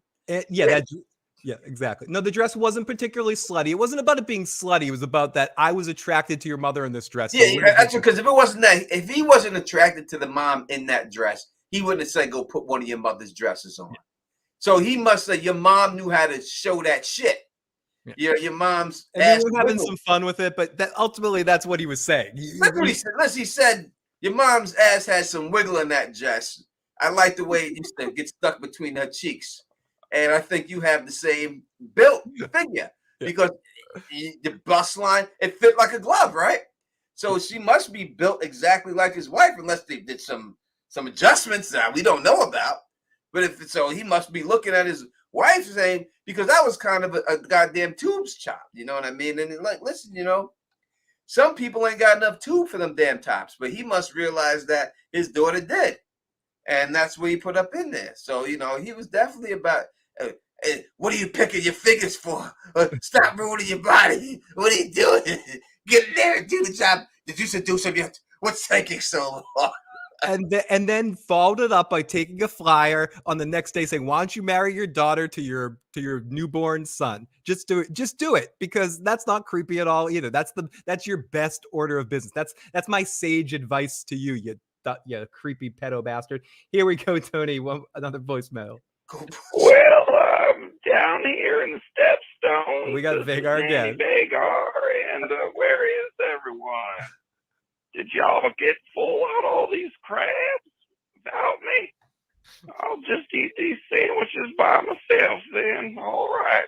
Don't do that. No, poor Vagar. Vagar, come back. Hey, I'm hungry. Don't eat the sandwiches by yourself. Bring them shit to me. Sea Smoke wants to see you. They all want to see you, buddy. Come on. We played. Let me see if I can get this in here real quick. Oh my god! But I'm gonna find something. I'm just gonna play the audio when I do find it. You're unbelievable. You're the most crabby cakes. Just lots of crab cakes. Here we go. Let me see if I can find it. You can keep going. I'm just reading some live chat. That was not what Otto was saying, says Delta. He was telling her to change from her girlish attire into a more womanly attire. If you notice, the mother's dress had skin exposed in the arm and in the upper chest area. How's that better? How's that not what we're saying? He told her to dress more like a woman to attract the king. I mean, again, we're taking it to the extreme of silliness to have some fun with it because it's so creepy. We have to have some fun with it. But you're exactly what you're saying. Otto was saying, stop looking like a girl, dress like a woman, and seduce the fucking king. And wear your mother's dress; it'll make you look like a woman. Because and that's isn't that kind of what we're saying? Maybe that's not. Exactly what we're saying. Can you hear this clear, Phil? Listen. A slut dragon has escaped. Yes. Anyone caught harboring it is also a slut. That's how it It pains me that you can feel my pain. Yeah, how about you suck your dick, which is also somehow my dick? Why can't couples that start out cheating ever end up happy? Maybe I can find that wizard's portal spell in here. Get us home. How about finding the spell that unbinds me from your fucking dragon? No spells can do that. Only the wizard can unbind soul bombs. Who the fuck are you? Who the fuck are you, bitch? Deborah, stop. We are the slut dragons. We live in these slut caves where we fuck, suck, and eat butt, and we kindly ask that you leave. If the Tony, when you're ready, we have a voicemail specifically for you. Here we go. This is from you slutty fucking dragon. You live in these strangers. Pimping out slutty fucking dragon. Goddamn slut dragons. Here we go. Guys, that dragon over there, that ass dragon. Sorry, I'm letting the chat get their reaction to the slut dragon stuff. Here we go. So let's go. Lord Corliss Whitefire. Phil, I love you and your head and shoulders hair, but this is more specifically for Tony. Tony, I just want to say, I know I've already said this before, but I'm going to keep saying it. I'm going to sound like a broken record. I appreciate you so much. I don't know if you guys already covered this. I came in a little bit late, but I recently read an article about George R. R. Martin's reaction to last episode's hunting scene. And in it, he compared it to the original series hunting scene. And he pretty much said that House of the Dragons version is just far superior in every way. And it instantly made me think of, you were really the first A Song of Ice and Fire content creator who made a video talking about how House of the Dragons had the potential to be better than the original show. And it seems like every single episode we keep getting hints and just more evidence that that is the case. And it just, I don't know, it just made me appreciate you so much more. Like, you are straight up just Nostradamus in this bitch. That's really all I needed to say. All right, peace. I love this guy because he's right. He's like, you want to have this guy call back in again? Like, we may play that guy's calls. We may play that message every week. God damn it! But thank you. Phil, save that message. Put it in the put a star on that one. You want to call me Tonadamus? Not people do. You know, that's fine. Who calls you that? People, Phil. People. All right, I know them. you know them. They're not made up in your own mind. I know them, Phil. That's it. Do you pay them? Do you pay them? These people. Don't worry about if I pay them or not. It's what I pay them with. All right. Fair enough. Fair enough. You gotta get soul bonded to one of these dragons, Phil. We're gonna leave you in that cave. Right? I'll be the next crab feeder in this situation. Put you in that goddamn cave. Right? Oh my goodness! I don't have a. I 100% appreciate the comment, brother. I truly do. I really appreciate that. So I guess any last minute predictions for this episode, Tony, that you could possibly see without saying anything about it? I would say that it is a little more sexy than the other episodes. Yes, and it's also, I'm not gonna say it's a smaller episode. The story is more, it's a simpler story. It's a smaller story throughout the whole episode, and it's good to see it sort of halt a little bit. And I think this episode and the last episode are my two favorites, 3 and 4. It seems to be getting better-ish, and this is about the same quality, but the story is a slower moving story, and I appreciate that. It doesn't, not as much time passes between the last episode and this episode either. That's right. I don't know. Y'all must not know about the slut dragons, man. I thought everyone knew about slut dragons. It's a specialty audience, that show. Not everyone. It's the people that watch it, and I watch it too. Think you when you're watching it, you feel like everyone in the world is watching it. But not everyone watches that show. We'll say what up. It has been a long time. Where have you been? I've been here. Where have you been? But thank you for coming back. All right, people, we're gonna let you go. All right, let you get ready. Grab your snacks up and everything else. Again, at the end of this whole thing, when the show is over, hit up Phil the Issues Guy's channel. He has a live stream right after this. You can go there and get your notes. We also have LML has a live stream after that. You go check him out. Do a bunch of going back and forth and back and forth. That's the way you do it. Like bar hopping, stream hop. Go back and forth to both streams and everything else. Everybody support each other and everything else. Does Carmine them do that stream still? Yep. Preston will be live at 10 with Carmine and a bunch of folks too. So bounce over to there as well. Yeah, bounce over there and represent for them and everything else and stuff like that. Who knows? Maybe one day you'll see us pop in one of these streams. I sometimes late night pop over with Carmine and Preston, so you might see me over there late night. They should just make it so you can simulcast 2 streams at the same time with 2 different channels. You and I could do that. We could test that out at some point in time for fun. I know how to do it. But what I would do is I would screen cap this. We'll talk about off air. Screen cap this and then just broadcast it through OBS. So right now we're both going live. All right, that's what it is. All right, people. So if you like the way we do this, please thumbs up this, spread this across the realm, and as always, subscribe. And until next time, you know who it is. Peace and stay sexy.